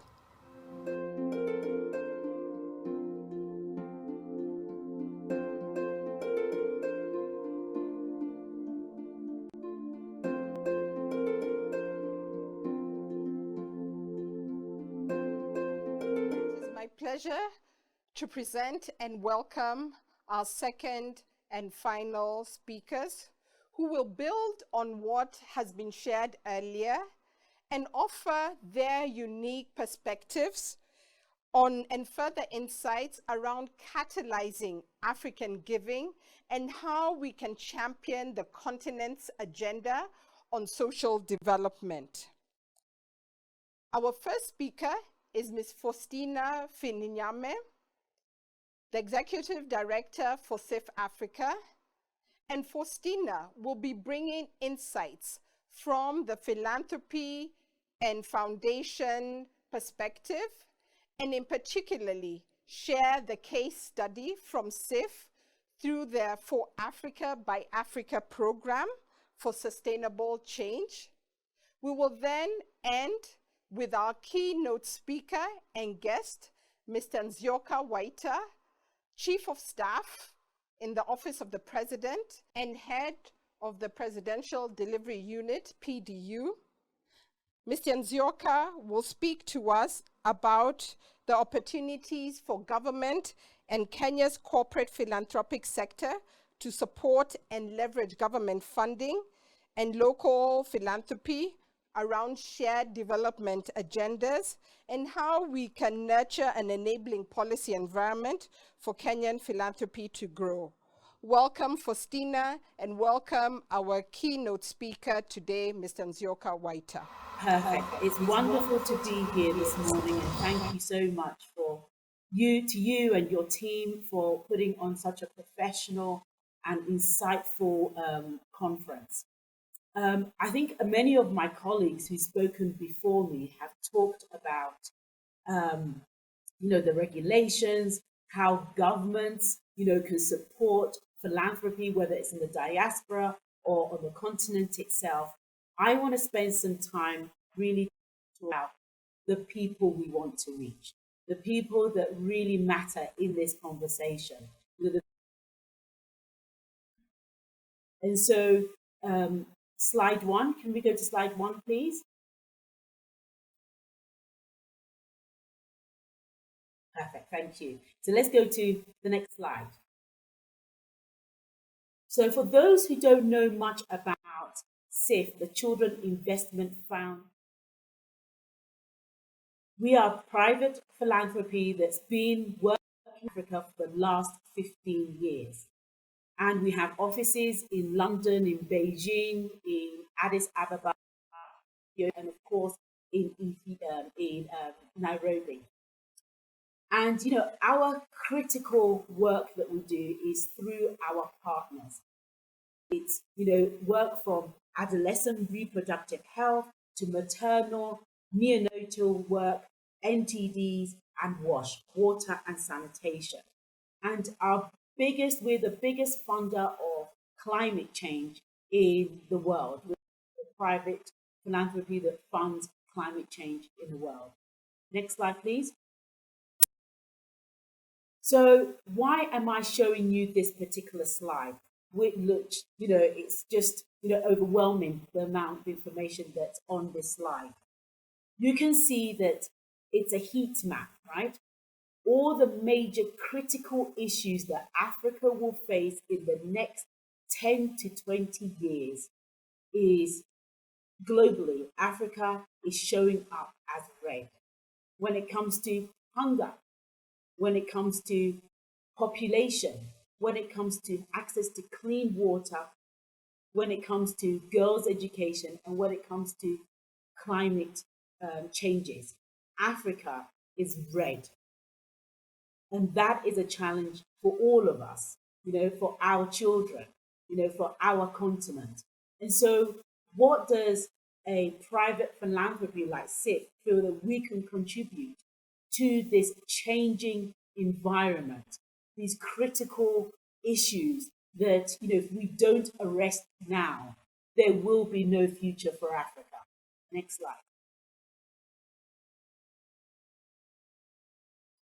So I'm sure you've seen some of these this information before. Africa Rising, the opportunities in Africa. Well, I think Africa rose a long time ago, right?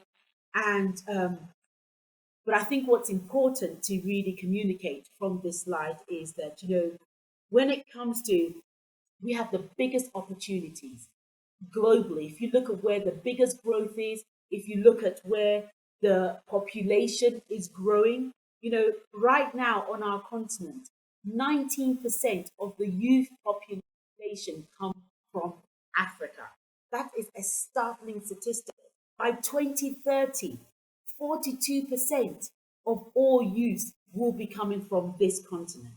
We have to dip into that. We have to reap the benefit of this booming youth population. Africa is at the cusp of the digital revolution. We see it. Look at the collaboration that us and M-Pesa and Safaricom have got. With funding this wonderful platform, the Impact Africa, because we understand that digitization, not only in urban areas but in rural areas, is going to leapfrog Africa into a place where we are able to be self-sufficient and self-reliant. I see it in health. I see it in agriculture. I see it in so many areas. But where we've still got a lot of work to do in how we use technology in rural communities, but it's coming. And these solutions haven't come from outside. These are Africans who have come up with these solutions, who have decided this is the way forward. And our political landscape is also changing in Africa. People understand their rights. Civil society standing up. Civil society understand the importance of change and being accountable and holding our institutions and our governments to account in so many ways. So Africa is on that cusp of real change and real revolution. And it's happening and we all can see it. And we just need to harness it and push it to the next level. Next slide. So I go back to what is an organization or a philanthropy like CIF wanting to contribute to this particular conversation? Well, we have 3 strategic pillars in our strategy. And the one that I'm really going to focus on is for Africa, by Africa. Why is this? Because I feel that this is our legacy. This is our sustainability story. This is where we, as philanthropy, we understand that for many years, it has been decisions and fun and power has lied in the African teams that we work with. It has actually led with our teams in the US or in Europe or in the Americas. That's where the power has been. And this new strategy is saying, no, that is not the future. The future is African institutions and Africa being the center, Africans being the center of solving their own problems and unblocking those chains or unblocking those bottlenecks that have stopped us really being able to accelerate and scale up and localize all of our thinking and decision making and empowering, and also the partners that we work with. So you would be surprised that out of my very extensive resources that I have as the executive director for CIF, only 20% of my MYV, which is multi-year value, is spent or given to African institutions. And the excuses of risk in the past or corruption, as we've talked, other panelists have talked about and so forth, had been the driving factor for that. Moving forward, we are going to change that paradigm and more African institutions. 60%. I've got 4-year critical indicator that I must meet. In 4 years' time, 60% of all of the resources that we give to our partners to do this critical work will be with African institutions. And so we need to be ready to be able to receive those kinds of funding and really be able to work with our partners to design projects that will take things forward. Part of For Africa, by Africa, also about partnering with Impact Philanthropy for Africa. Why? Because we believe that having these platforms will not only bring voices to the tables, but Africans themselves will decide which development areas are really important to them, that are critical for them. Matching our funds. If the corporate societies are matching our funds in certain areas, whether it's girls in school, whether it's providing clean water, whether it's around climate change, whether it's around preventable illnesses like trachoma, where people are going blind, whether it's around making sure that we reduce, teenage pregnancy and so forth. Africans will say this is what's critical to our own aid agenda. This is the drive for us as a continent. So, this pillar is absolutely fundamental to the way CIF Africa works now and in future. I also wanted to link this, these strategic pillars, right, to some of the ideas that we are designing with our partners, right, around how, in the past, we have, intended to work with certain institutions and not governments or African institution, government, whether it's AU, ECOWAS, East Africa Community.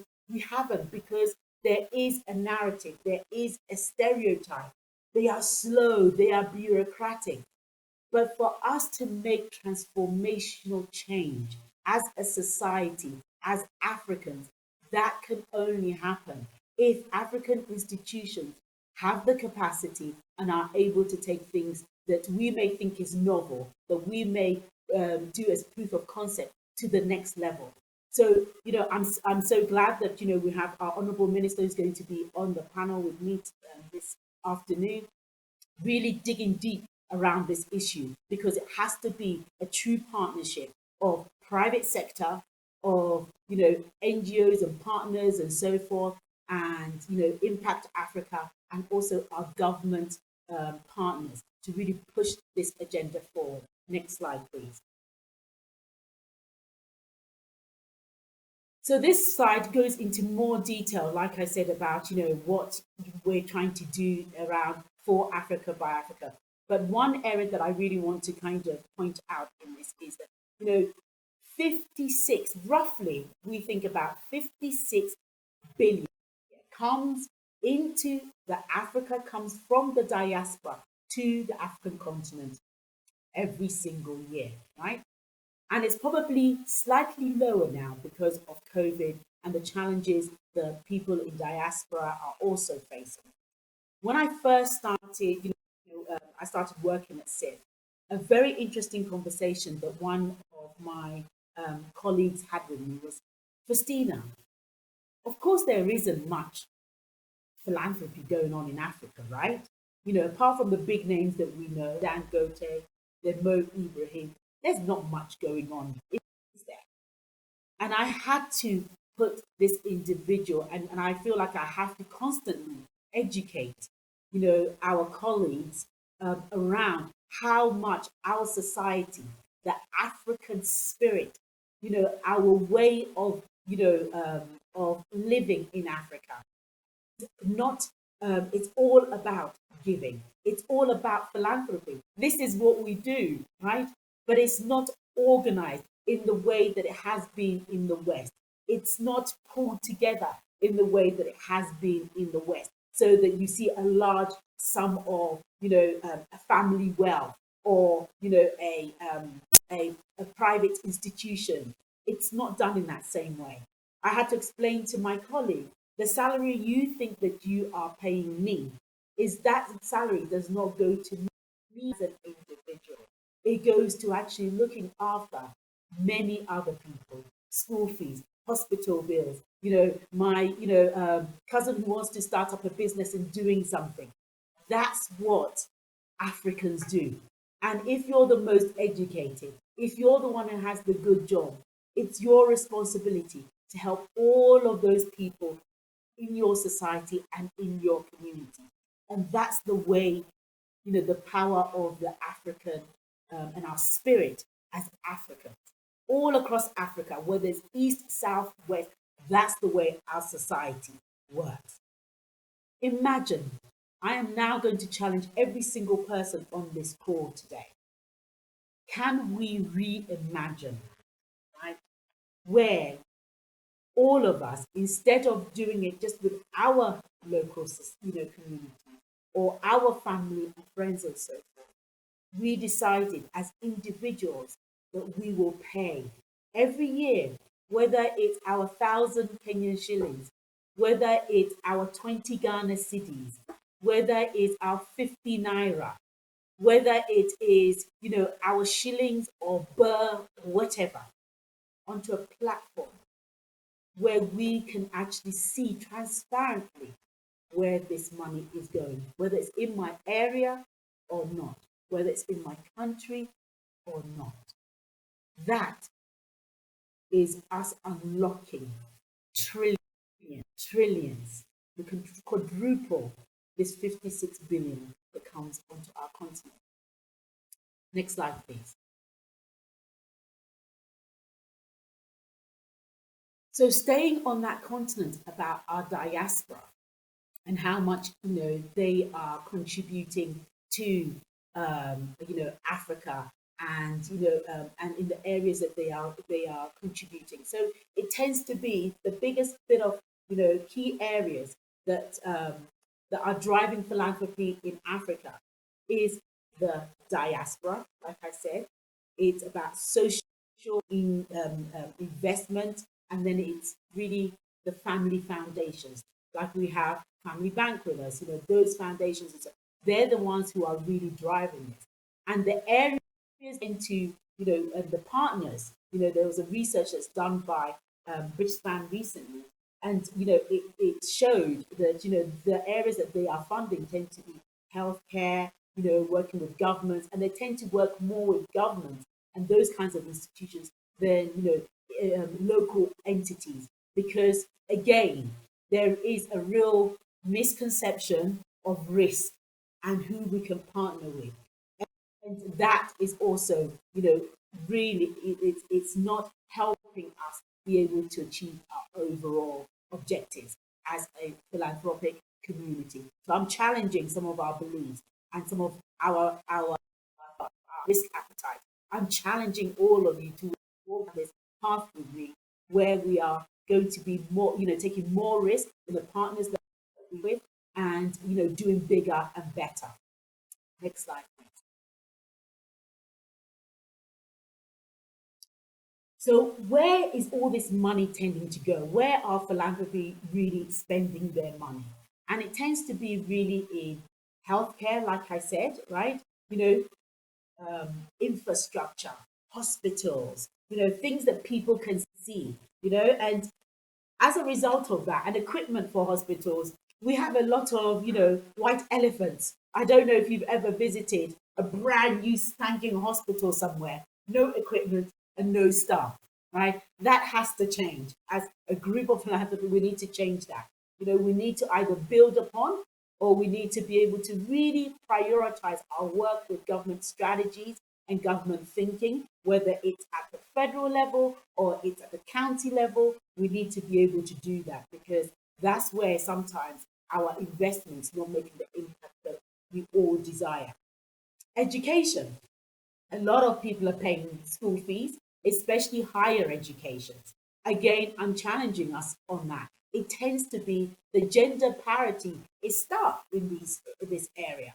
You'll find that a lot of, I'm paying for my nephew or my, my son's education. We're seeing that girls are still disadvantaged in this area, especially when it comes to higher education. Maybe in primary and secondary, we're seeing it, but we see a massive drop when it comes to secondary and tertiary institutions.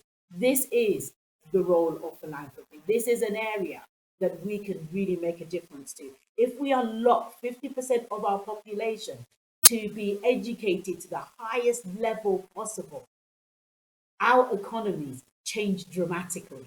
Their contributions, their ability to actually unlock themselves and their families out of it is going to be transformational for our our societies. And then the third area people are investing in is economic empowerment, business, and it tends to be in manufacturing, agriculture, which I'm very excited about. And I don't know how many of you are actually, aware of this, but 65% of the land mass in Africa, I mean, in the world, 65% of, unused land is in Africa, right? We've all got to eat. Everybody on this earth has to eat at least 3 times a day. The world will descend on Africa because of our land. We need our young people, we need philanthropy to play a greater role in unlocking that land, encouraging agro-business, because we will be able to work ourselves. Our farmers, our business will be able to unlock our economic empowerment. This investing in agro-business, feeding the world, that's going to be Africa. Others know this. The Chinese know this. They're coming here to grab land, not for anything else, but for food production. So this is a real opportunity for us as Africans, us as philanthropic community. How do we nurture that? How do we cultivate that? We have the youth, a booming youth population, and we've got land, and people need to eat. Bring those two areas together. We will be making the next billionaires, and they'll be coming from Africa. And they will be the people having these conversations and spending their money on, how do we really strengthen the Africa society. Next slide.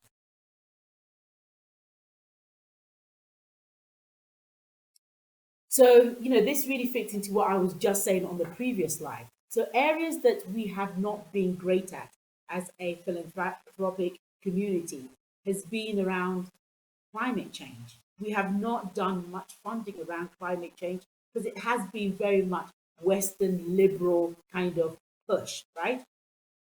We are not the of climate change. Africans are not. Our emissions are actually very, very low. But we will suffer.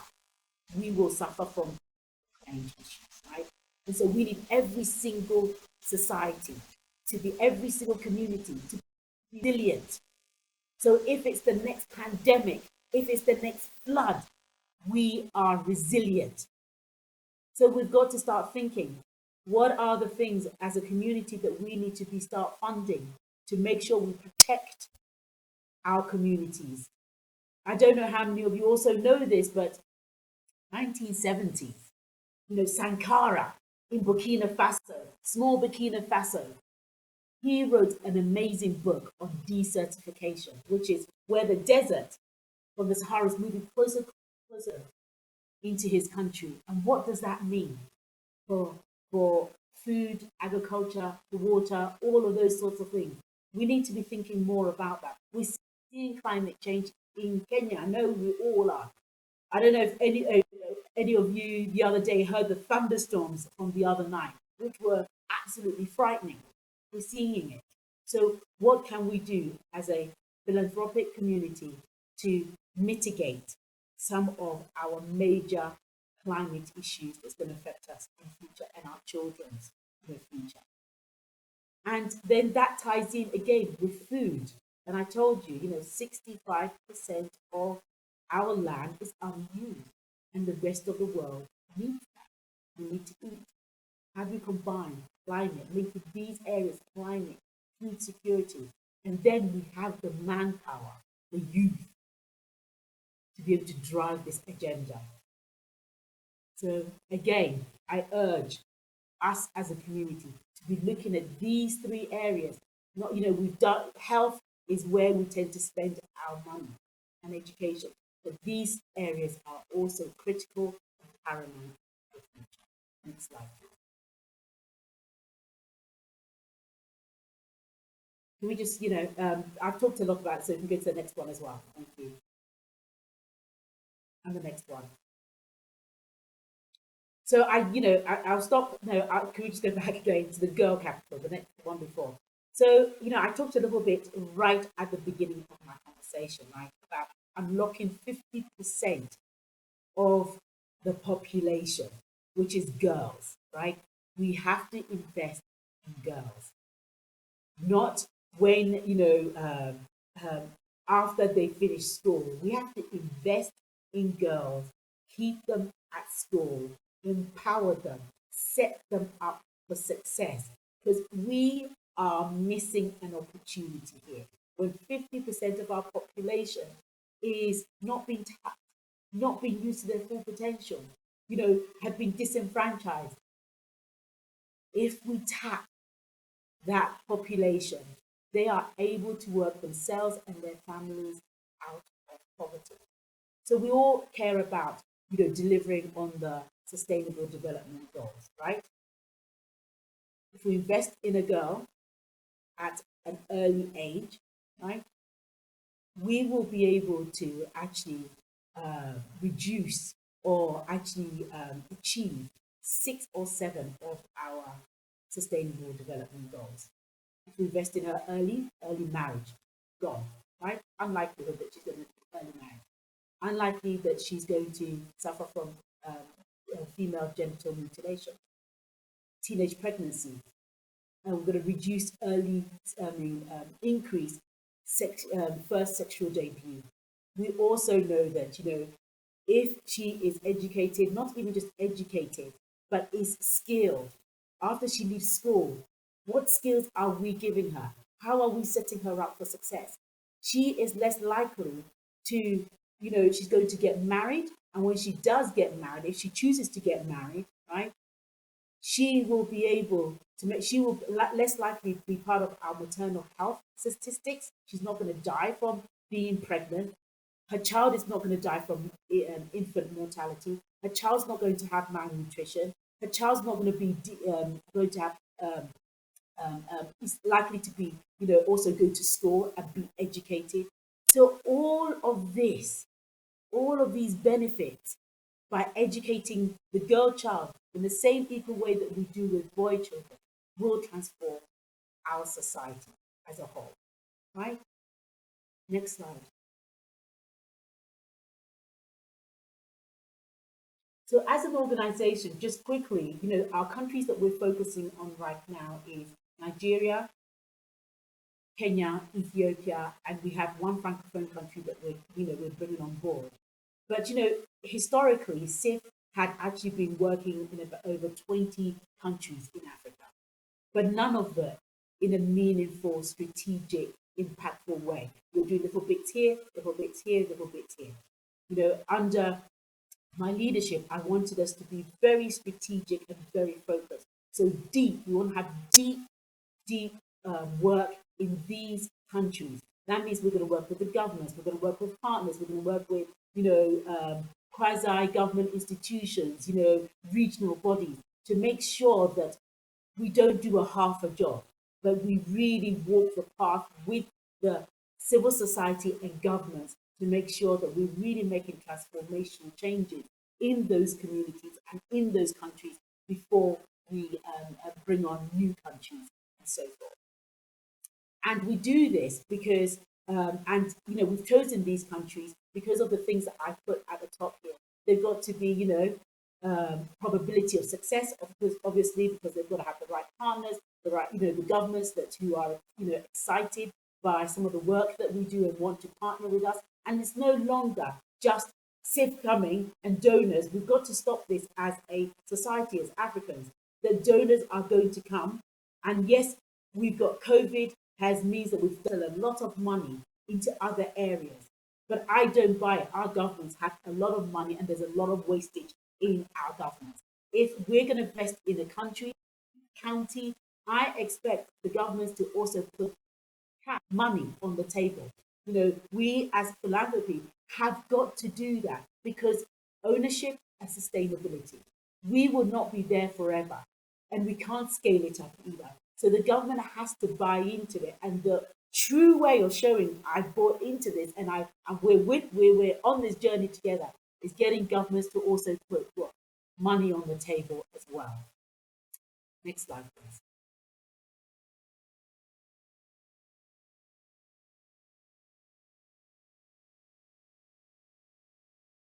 Thank you. So I just really wanted to leave, yeah, you can go to the very last one, leave you all with just a few points, right?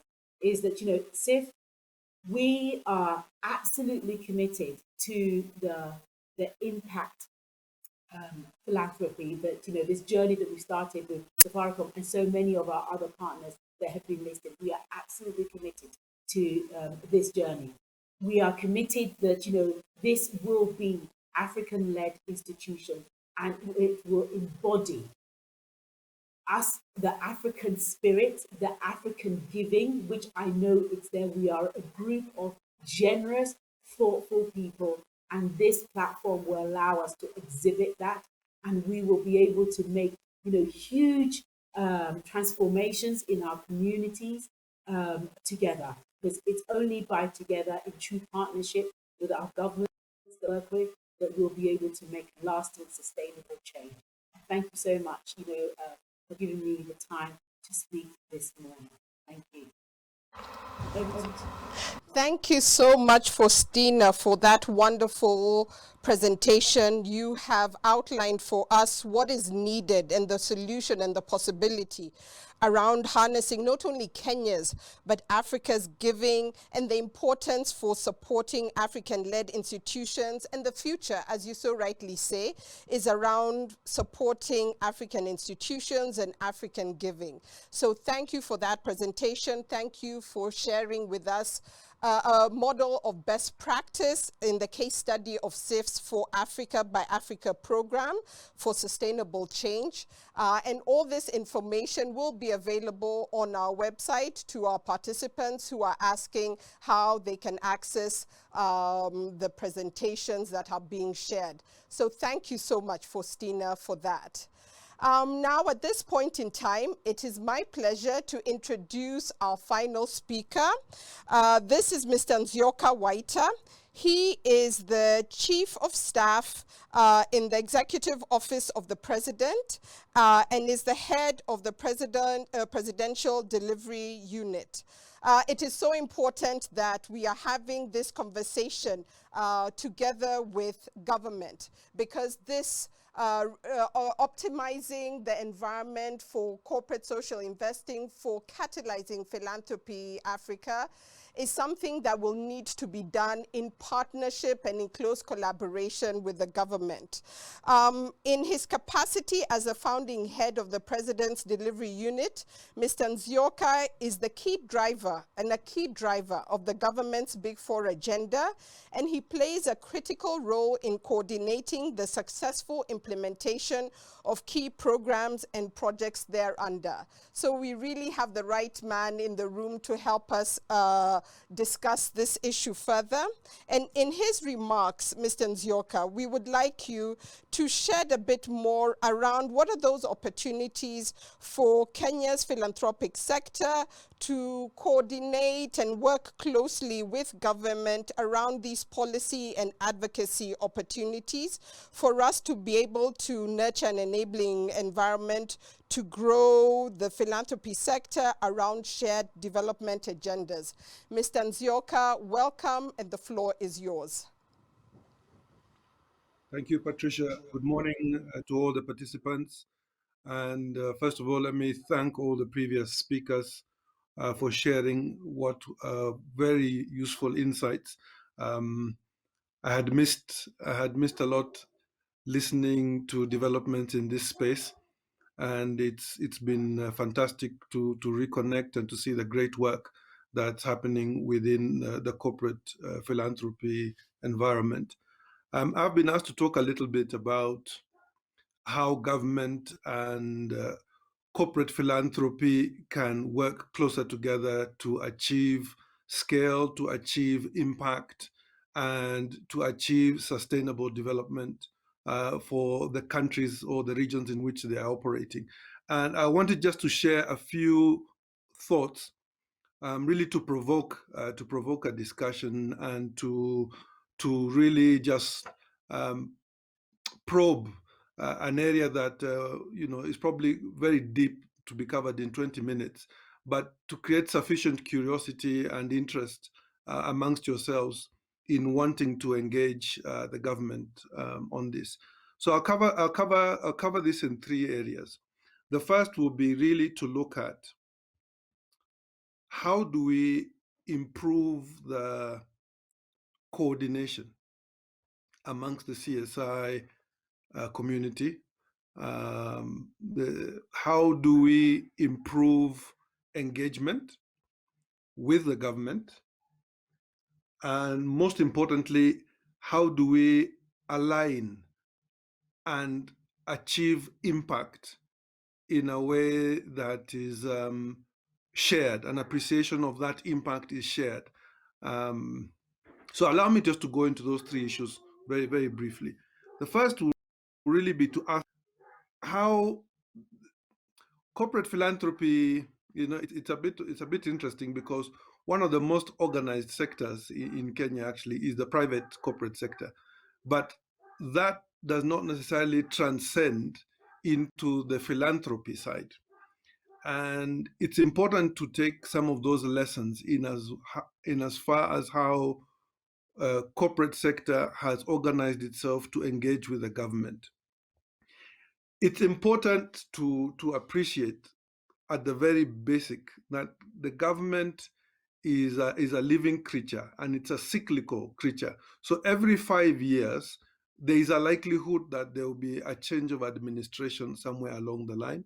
There will be a change at technical policy level. There will be a change at the lawmakers level. So a conversation started 5 years ago could easily get disconnected, because personalities in government have changed, personalities in the National Assembly and in the Senate have changed, senior bureaucrats in the public service have either been moved or changed portfolios. So conversations that may have started around collaboration on corporate philanthropy sort of fall through the cracks. So how do you create that institutionalized mechanism to facilitate continuity, irrespective of how governments come and go or how administrations change? And the importance of coordinating and creating a vehicle that carries the voice of corporate philanthropy is very critical. And I want to salute the efforts being made by Impact Philanthropy towards this end. It's important that those who are putting their money into public development, into the development space, and they're putting money that belongs to their shareholders, that they could do many other things with, but they have chosen, for whatever reason, to get involved in meeting or bridging social development gaps that the government is unable or maybe too slow to deliver on.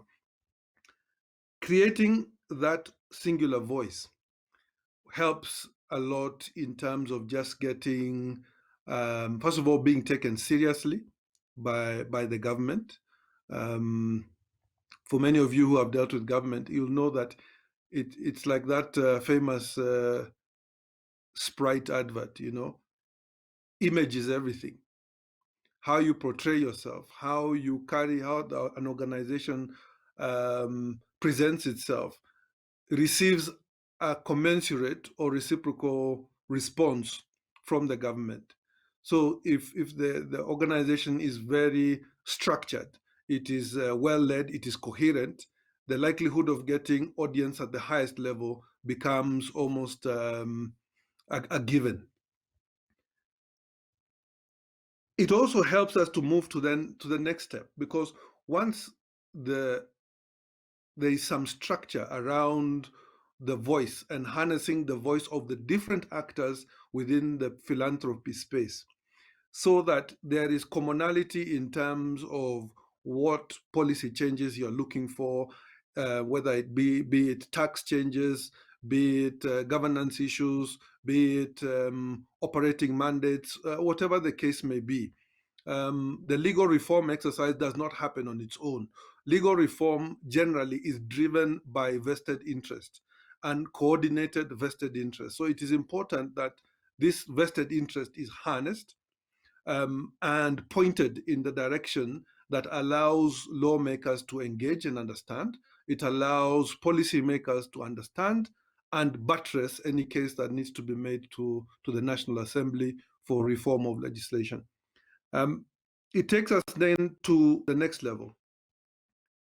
When you're organized and when there's a coherent vehicle to deal with, then it makes engagement that much easier with government, because you must ask yourself, many bureaucrats, if you sit in the KRA, for example, KRA have a singular mandate to raise revenue within the tax laws. So they interpret the tax laws, rightfully so, in favor of themselves in order to achieve maximum revenue collection, because that is their mandate. So when they're presented with this entity that is calling itself a corporate philanthropic entity, they ask, is this a charity? In which case they will put on a different hat. Is this purely PR? Is this a gimmick that this organization is trying to to advance? Is this organization using corporate philanthropy to support its own operating ecosystem? Not that that's bad, but it's an important thing to note. So, for example, if you're asking for tax waivers to invest in farming in a supply chain to which you will directly benefit from in terms of produce, the regulator or the taxman must ask himself and join those dots and see, whether indeed there is a benefit here that's whether the community impact outweighs the benefit that the organization gets from those tax incentives. It's also important that you understand governments will view this as, is this an opportunistic entity? You have corporate philanthropy that sort of creeps in towards the beginning of election cycles, and people ask, is this, number one, an attempt at state capture? Number two, these funds being directed towards political activity? Number three, is there a possibility that these resources are being mobilized towards violent extremism? Countries like Kenya, which are on the front line of violent extremism, are bombarded daily by new and creative ways in which these actors try and push money and resources to fund violent extremism in our environment. So the regulators change, their default setting is to be extremely paranoid, number one, to be extremely cautious, and to treat everything, first of all, as suspect until proven otherwise. It may not be the best approach, but it can best be improved when there is a vehicle for engagement, and a vehicle for engagement that has some level of trust incorporated in it. I would want to talk about the last element, which would be, how do you align outcomes? And this is a real challenge. How well does corporate philanthropy appreciate and understand, number one, what the national direction is? So, I'm very happy to hear about the singularity of purpose towards achieving Vision 2030. Vision 2030 is the roadmap that was set and takes us up to 2030. And it's implemented by way of medium-term plans. The current medium-term plan is the Big Four agenda, which focuses on 4 elements of that Vision 2030. The manufacturing sector and trying to improve the local manufacturing capacity and its contribution to the economy. Food security, trying to create a more food secure nation. Affordable housing, trying to bring dignity and affordability to the bulk of people who cannot afford access to basic, safe, well-sanitized housing. And of course, really just focusing on the most critical outcomes of healthcare, how to make sure that every person in the country has access to healthcare nearest possible to them at the most affordable price, in terms of trying to achieve a universal health coverage objective. Now, Those objectives are easy to align to because the government appreciates that it does not have the monopoly of development, even with the best of intentions and with all the resources at its disposal. It cannot achieve all these outcomes on its own. And it creates a huge opportunity for partnership and coordinated engagement with corporate philanthropy, particularly in areas where the government is underweighted. Building capacity, and I'll just give simple examples. Building capacity of our farmers to use technology to achieve better agricultural outcomes is an area that requires a lot of investment. The government has spent colossal amounts of money trying to extend electricity grids to the farthest flung areas of the country. But there is more that needs to be done, for example, in the creation of cold chain infrastructure to help farmers lose less money to exploitation at the farm gate because they can preserve their goods, their produce for longer. It makes all the difference in terms of net income to the farmer, whether they have to sell their tomatoes under distress or they can keep them for 3 or 4 more days within a cold chain infrastructure that allows them to achieve market discovery of price, that allows them to evade exploitation from brokers, and allows them direct access to markets where they can offload some of these produce. Same applies to various other products within the agricultural food chain. Huge opportunity there for corporate philanthropic investment, which really has measurable outcomes that are easy to determine and they're easy to see. It's also critical that even as you look at the government development agenda, to appreciate where the point of inflection is. With the constitutional dispensation that Kenya has, there is devolution of roles and responsibilities. There are essential mandates of government that are now executed at devolved level, which means that engaging with national government on a subject of early childhood education perhaps is a waste of time because the real owners of that discussion are county governments, and they're the ones at the point of inflection, and they're the ones that need to be engaged. The same would apply to operating in a number of sectors of the economy. Understanding how government is structured and where to place most effort, depending on the outcome that you're looking for, is critical, so that you don't bang your head, at the doors of national government when the real actor who can make things move and happen quickly is down at the grassroots. It's also important to understand the government infrastructure at national government level that can be leveraged to the benefit of corporate philanthropy. One of the things I have learned in this job is never to believe what I am told by the people who implement projects. And I'm sure it's a lesson that many of you will learn. When you get resources and you do a desktop evaluation of a project and you allocate the resources and say, we will go and build that school, or we will go and build that hospital, or we will go and put a water project in this community. The level of shrinkage that happens in between that decision that you make in your corporate boardrooms and what happens on the ground is unbelievable. And I'm sure it is no different in your environment than it is from government. We have learned to do things differently now.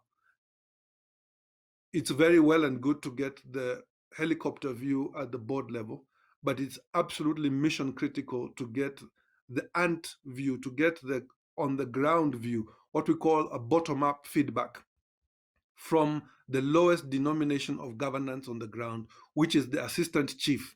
So the assistant chief on the ground knows the community. He knows the village elders. He knows the women who lead those communities. He knows whether this water project will have any impact whatsoever in that area. He knows whether resources can be mobilized locally, who the local people you can use to build, for example, that project and to ensure that community ownership is achieved. They'll also be able to tell you that, maybe some of your resources have been spirited away in the process, and by whom.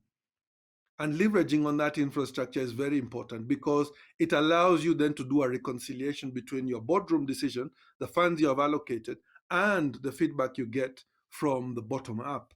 The point of this, where you have a gap in terms of the information, allows you to drill deeper and ask the questions that need to be asked as to whether your program or your project is delivering the kind of impact that you had set out at the very beginning.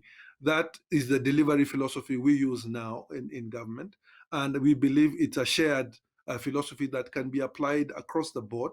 The infrastructure that's deployed at the grassroots is there for the benefit of the community. So when you have partners in the corporate philanthropy space who want to do impact initiatives within those communities, they can count on that infrastructure as their partners, as their eyes on the ground, as people that they can use to double check information basically just use them as a truth meter for the kind of impact that they're trying to achieve. Getting that shared vision of what success looks like is best achieved when you work complementary to the objectives of the government of the day, be it government at national level or be it government at county level. Once there is that appreciation that you're coming in to complement the efforts or the work that the government is doing, it is so easy then to achieve a shared vision of success because everybody knows where the gaps are. So the government will tell you, for example, we've done our best to achieve capitation for every student going to a free day secondary school. So today, there is no child who should miss out on secondary school because they do not have money for tuition. The government has underwritten that cost. It has the resources. It has put them towards and has put them to good use. However, there are not enough classes. There are not enough laboratories. There's not enough infrastructure in terms of education, infrastructure, libraries, ICT facilities, etc. The gap for collaboration with the private corporate philanthropy is significant. And this is not to be confused with NGO work, because the reference to NGOs means different things at government level. And in many cases, NGOs have their place, and it's very different from corporate philanthropy. And it would be dangerous for anybody to confuse the two, particularly on the philanthropy side. So remember, you're not an NGO, because if you portray yourself as an NGO, you'll be treated as an NGO and regulated as an NGO. You're a corporate philanthropist whose underlying resources. We're just having a bit of technical issues with Mr. Waita. We're going to try and get him back online. But in the meantime, I want to encourage all of you, please continue sending in your questions and answers. Send your questions to Faustina and Mr. Nzioka. After this, we'll be getting into Q&A. We can already see a lot of questions and answers coming in. Please continue to do so. Take the poll that is on the poll feature, as well as review the handouts and continue to chat. We want to hear from you. This is a conversation that we're starting today, but we will be revisiting and moving forward in the months to come. Let us see if we're able to get Mr. Nzioka back online so that he can continue with his remarks. Nzioka, can you hear me? Yes, I can. Wonderful. Continue. You just froze there in the end, but please continue. Sorry, my apologies. I'm sure my provider is sitting in the room somewhere. I was saying that it's very important that corporate philanthropy markets and presents itself as just that, and not try to disguise itself as an NGO or such like organization, because the regulatory environment is very different for NGOs, and the lens in which NGOs are viewed, again, is very different. You have NGOs that are multilateral entities that come in under diplomatic cover, and many of them receive the very high status in terms of their tax status from the government. There are other NGOs that come in and go straight to communities, and they operate at the grassroots level, and they do some work there. But it's purely donor-led, with a donor mentality, with almost no interaction with the government to understand where the gaps are or the gaps need to be filled. With corporate philanthropy, because there is already strong cooperation on the business side,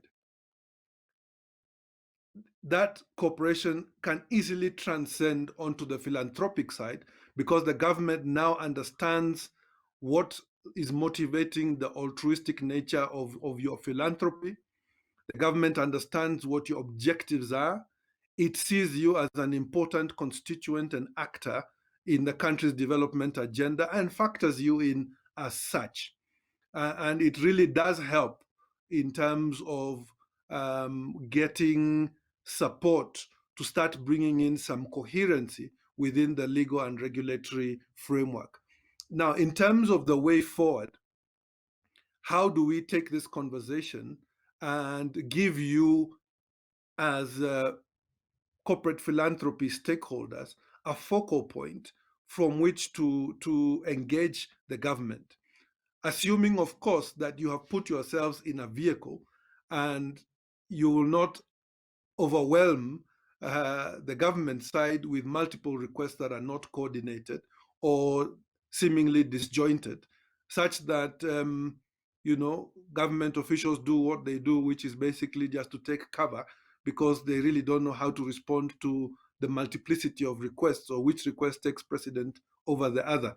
So, for your benefit, the president in 2019 signed Executive Order number 1 of 2019, which basically creates a new focal point for the government's development agenda. And the PDU falls as a support infrastructure within that ecosystem.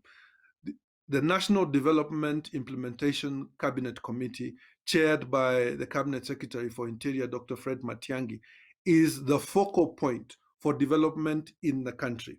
So whether we are engaging on a bilateral basis with development partners at national level, or at multilateral institutional level, or whether it's now at corporate philanthropy level, the entry point remains the NDICC chair, and that then allows all the other actors to be roped into the discussion.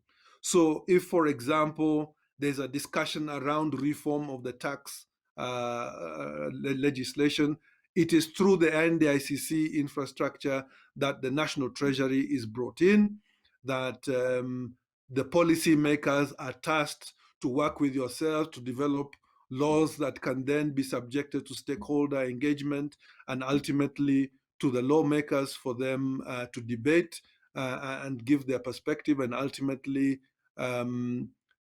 pass. That process is best coordinated under Executive Order number 1. I remain happy and at your disposal to help facilitate those discussions. It is my job in large part to make sure that the president's relationships with everybody and all sectors of the economy are maintained well, and that we are able to use our offices to help you to connect with the right people that can move this discussion to the next level. I just want to leave it there and to thank you for your very kind attention, and to leave the rest to any Q&A that may follow. Thank you very much, Patricia. Thank you so much, Nzioka, for those remarks. We have questions and answers coming in. Let me ask you this, Nzioka, and you had already read our minds in terms of how do we move this conversation forward with government? How do we ensure that there's ongoing dialogue, that there's ongoing knowledge sharing and experience sharing between government and the philanthropy sector? And as you can see, and we hear the challenge that you have thrown out to us, is that the philanthropy sector needs better coordination and structure and organization to effectively engage with government. And this is what has led to the creation of Impact Philanthropy Africa. We will be that forum, that collective voice that brings together corporate and private philanthropy actors. And so the question to you is, how can we best utilize this in terms of engaging with bodies such as NDICC, PDU? How do you see that moving forward, and what commitments can we get from you to support us in this process? Well, when you're ready, Patricia, I will be happy to facilitate a meeting with the chair of the NDICC Fantastic. to get a relationship started. Excellent. And many of the actors are known. Many of the actors are already known to the committee, largely because of the regulatory mandate in the Ministry of Interior, already dealing with public benefit organizations and such like. Definitely be following up. I have another question for you, Nzioka, from our participants. What are your predictions about significant changes, if any, around the topic we've had today about creating this enabling environment, if we can expect as our economy recovers from COVID-related crisis? I think the room for collaboration with corporate philanthropy is significant. And as previous speakers had stated, that, you know, the COVID situation is really unprecedented in terms of the strain that it has put on the economy. And however resilient our economy is, I think we do have to accept that we are going to be in a situation where we will underperform for 2020, 2021, and really hopefully as the vaccination process starts to kick up and, you know, measures around the world to combat the COVID, you know, increase in their efficacy, then we will start to see an improvement in the economy. But government expense and government expenditure will really have to be moderated to really those most critical public services that must be provided of necessity. We are looking in large part to shift a huge portion of our expenditure into what we call the PPP framework. Anything which is bankable, which can be done by the private sector, either on concession basis or on toll basis, we will do and engage the private sector on that. There will be a lot of conversations happening on the development side with private sector actors. It does present itself as a wonderful opportunity now to bring in the corporate philanthropy and the private philanthropy angle, because the government thinking is evolving now, because it no longer has the resources at its disposal to do, you know, to really spend as it would want on some of these projects. And it therefore requires that it creates the regulatory environment that provides certainty to private sector actors to put in their own resources or to mobilize their own resources in order to undertake public infrastructure projects, and leave the government to fall back and undertake those social initiatives that must of necessity be underwritten by the state. This change of thinking is something that really ought to be, the slipstream should not be missed, because the same people who are thinking through this private-public partnership engagement are the same people who will be the policymakers you will approach to ask them to think about simplifying the legal framework in which corporate philanthropy operates, to allow for easier transparency, easier access to tax incentives, whatever those incentives may be. It will also be an opportunity for corporate philanthropy to ask for, codification of governance, as opposed to having purely best practice ethical and governance requirements that you adhere to ask for formal codification into law of those governance issues, similar to what Wanjiro Duarte indicated in terms of how do you make government comfortable that there is a suitable structure and governance framework that supports government extending these tax benefits, and obviously that the government then extends a very light touch regulatory framework that does not interfere too much with the operations of corporate philanthropy. So I think the opportunities are massive. Thank you for that response, Nzioka, and for that thorough breakdown. I have a few questions for Faustina. Faustina, we have one of our members, INM Foundation, James Gatere, asking, are we forgetting the boy child? The educated, well-developed girl child will not have a boy child at their level to marry. Is this just a myth or is it true?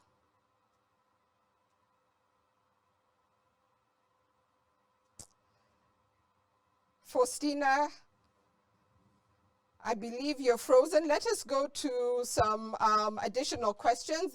The questions here to all the actors. What are some of the urgent questions on local philanthropy that could benefit from research? And Nzioka, I know this is a key concern and we have identified it here at the forum.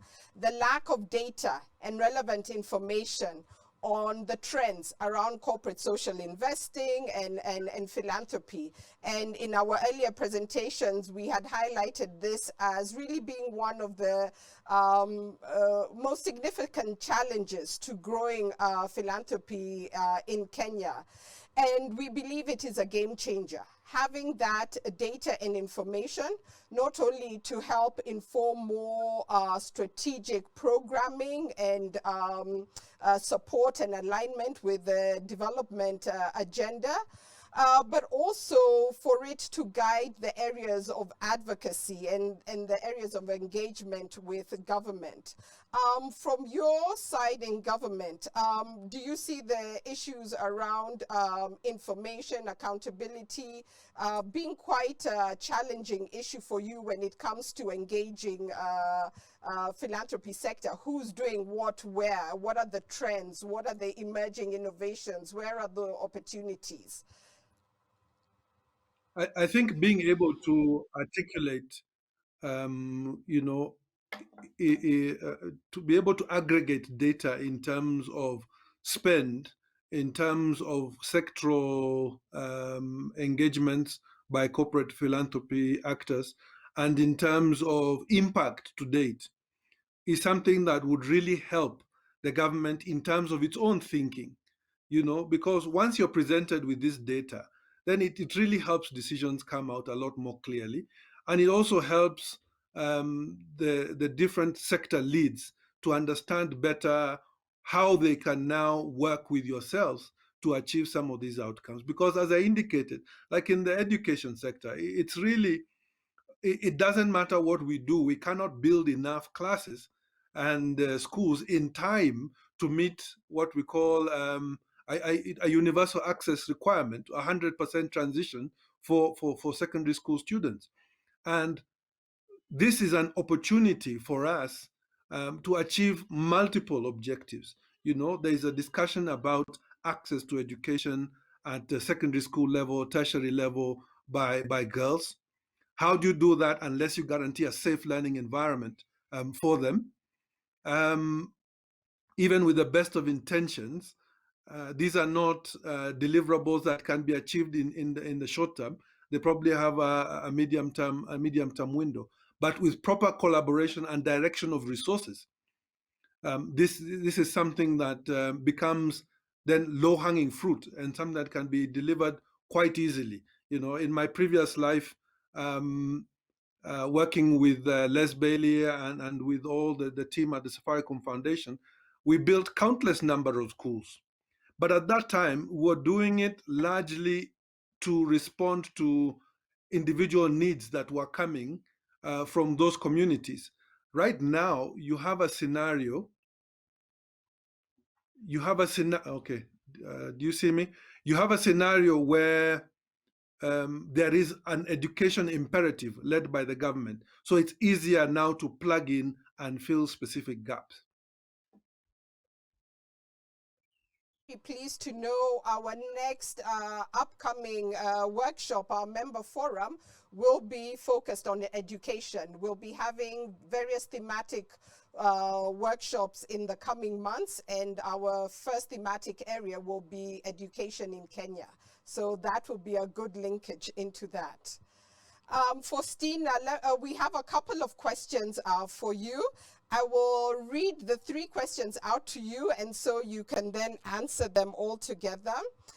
First, a question comes from James Gatere at INM Foundation, and he is asking, picking up on your conversation around maternal and child health and reproductive health, are we forgetting the boy child?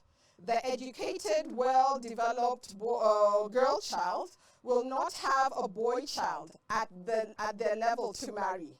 Is this just a myth or is it true?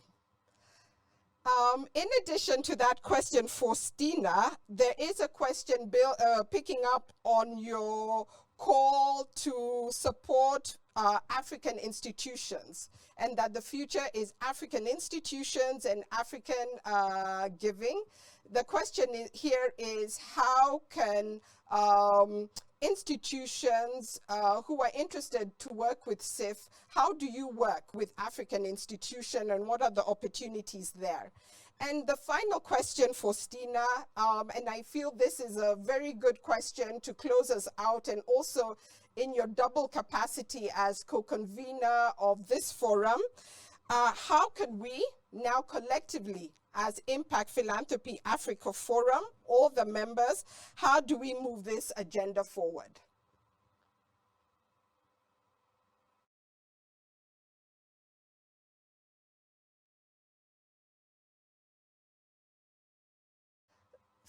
For Stina, can you hear me in studio? My apologies with the audio today. We've had real challenges. We're still unable to hear you.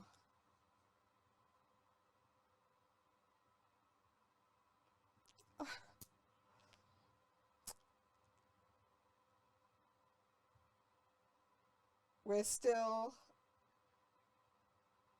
yes, let us give Faustina a minute. Zioka, I will ask you to give your closing remarks and parting shots. What would you like to leave us with to think about and to prioritize as we look at how we can catalyze philanthropy in Kenya?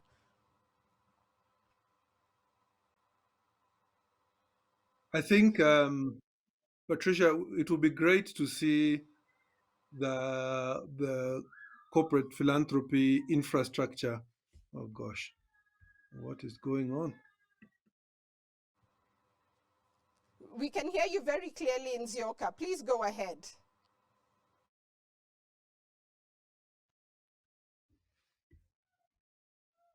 Can you hear me? Now. You can hear me? Yes, we can. Oh, sorry. I was saying it would be great to see an organized corporate philanthropy sector coming forward and really plugging into the development agenda and really isolating key sectors. My own personal biases towards the health sector and agriculture, because I believe those are spaces where innovation, technology, and new ways of doing things can really best be learned from private investment, and the opportunity to have both private sector investment and philanthropic involvement, I think portends for great collaboration. And it's something that I'll be very happy and willing to facilitate and to get those conversations started, and to ensure that whatever audience you need can be facilitated towards this objective. And that is very much in line with our thinking in the coming months, where we will be unpacking a lot of these social development questions and looking at these specific sectors, health being one of them, agriculture, environment, education, and also youth employment and the areas of job creation. And part of that as well, to our participants and our members, we want you to be able to share with us your innovations, your best practices that you're doing in each of these areas, so that we can highlight them, that we can share them. One of our key priorities is knowledge sharing and best practices. So we encourage you to share with us the innovative work that is going on across all of these areas, and we will integrate those into the dialogues, into the forums, into the resources that we're sharing with us in order for CSI and philanthropy to become more strategic in general. Do we have Faustina back with us? Is a connection now working? Faustina, are you able to hear me? You can hear me? Yes. The challenge is we still cannot hear you. My apologies, everyone. We all have to be very understanding in this new digital world we all find ourselves in. Technology works and fails us at the best of time. We'll continue working and getting Faustina. But in the meantime, let me wrap up and just share some of the comments and key highlights that have come from the discussions that have gone on from both panels, and the areas of engagement and areas that we can move this conversation forward. First of all is around the advocacy and the strengthened engagement, particularly around this issue of optimizing the legal and regulatory framework around philanthropy. Our speakers earlier on have given us a very good overview on what is the situational analysis with which philanthropy operates in Kenya. There's an opportunity for Kenya to become a best practice and a model in the region in terms of catalyzing further corporate and private giving. And so this is an area that we will work closely with government moving forward as we organize ourselves and we put in place the proper coordination and structure for an effective engagement with government on this issue and more. The coordination and structure of the forum, the rationale for the creation of Impact Philanthropy Africa has been to bring together like-minded corporate and private philanthropy players to the table. I want to call and challenge all the members and corporate and private philanthropies who are not yet part of this forum to come and have a seat at the table so that we can also strengthen ourselves and come together around a common agenda and a common purpose. And the third area, and this is an area that we as a Secretariat hope we can work with many members around, is around the commissioning of strategic research, where we can fill the data gap, especially around the trends on corporate social investing, trends around philanthropy, so that we can have information that will not only inform our own evidence-based prioritization around planning, return on investments in our various social programs, but also instill accountability and confidence, as Wanjiru had pointed out in her earlier presentation, and the area of partnerships. Impact Philanthropy Africa wants to partner with a number of organizations, the various players in this space. We look to work closely with the East African Philanthropy Network, which has a regional footprint, and bringing together a wider array of philanthropy actors in its network, bringing in the voice of community, NGOs, civil society. And so all these grant makers and all these philanthropies collectively, how we can partner and rally around a clear agenda for philanthropy.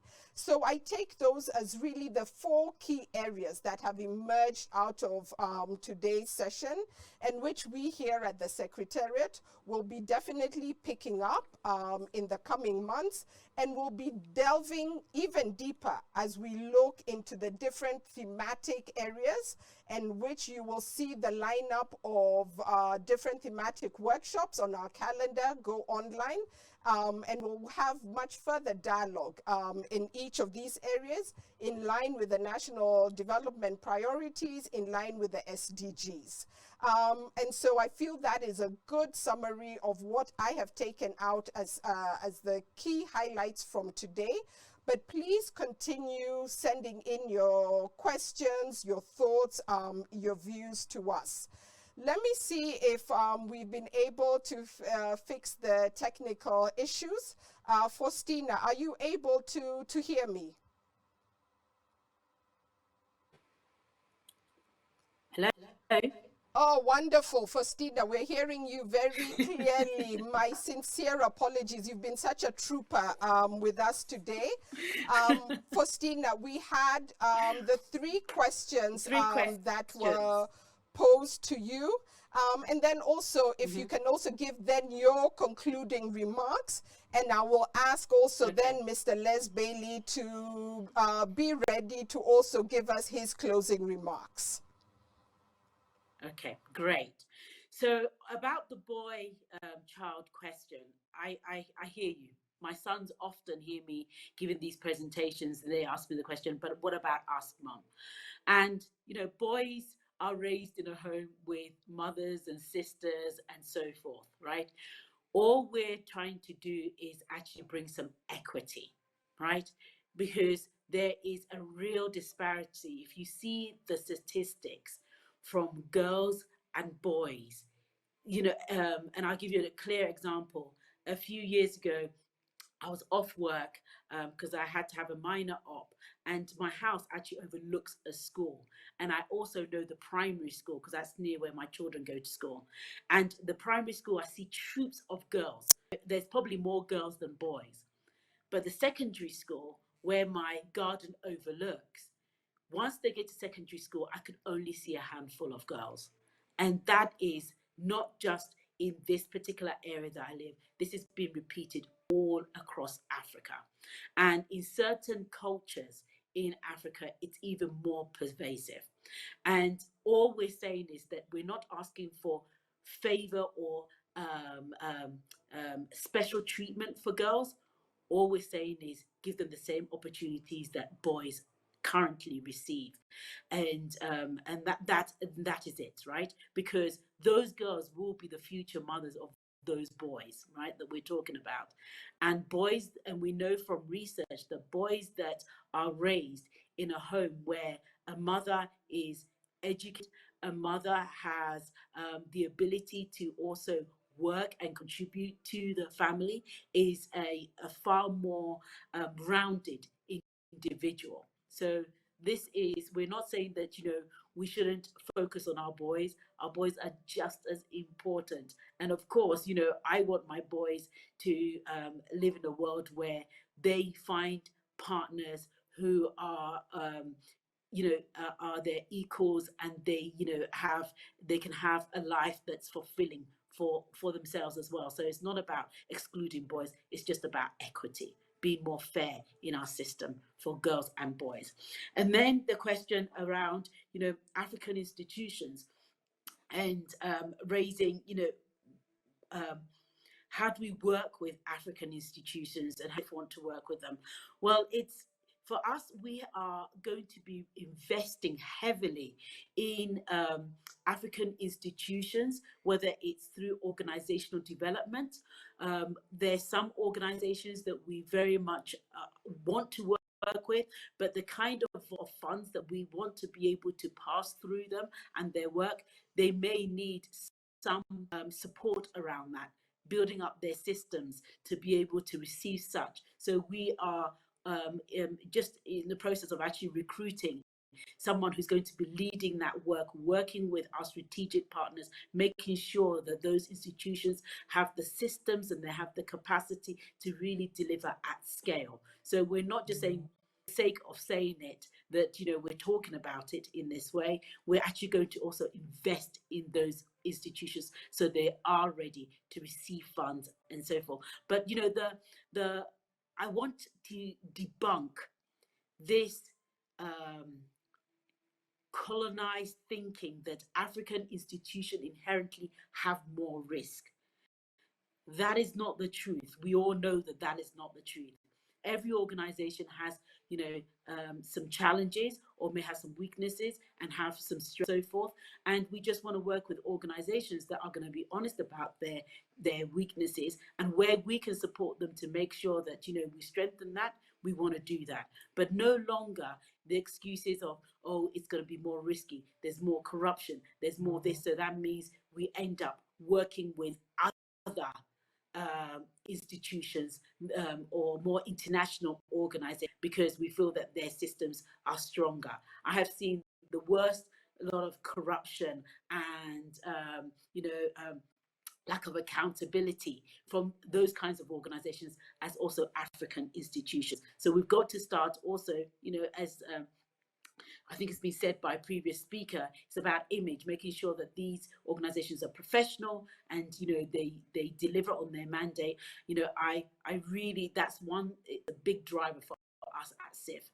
You know, organization being able to deliver on the promises that we have made each other, including ourselves as well. And then my concluding comments about how do we, you know, work together, you know, and I completely agree with the comments before about aligning, you know, us aligning as a group of funders on areas that we want to be focused on, you know, whether it's strategy and going to the government with a clear vision of how we are going to support them deliver on their mandate, because this country does not belong to you know, CIF or Safaricom or Family Bank or all of the other partners, Aga Khan, who are, you know, working on this, right? It belongs to the government of Kenya, you know, and so we've got to make sure that we align with their strategies and that come up with, you know, with partnerships that are meaningful and that are impactful, and also making sure that, you know, once we have aligned, also the government's telling us how they are contributing to that as well. So we are clear on what our contribution is and what the government's contribution is as well, so we can hold each other accountable.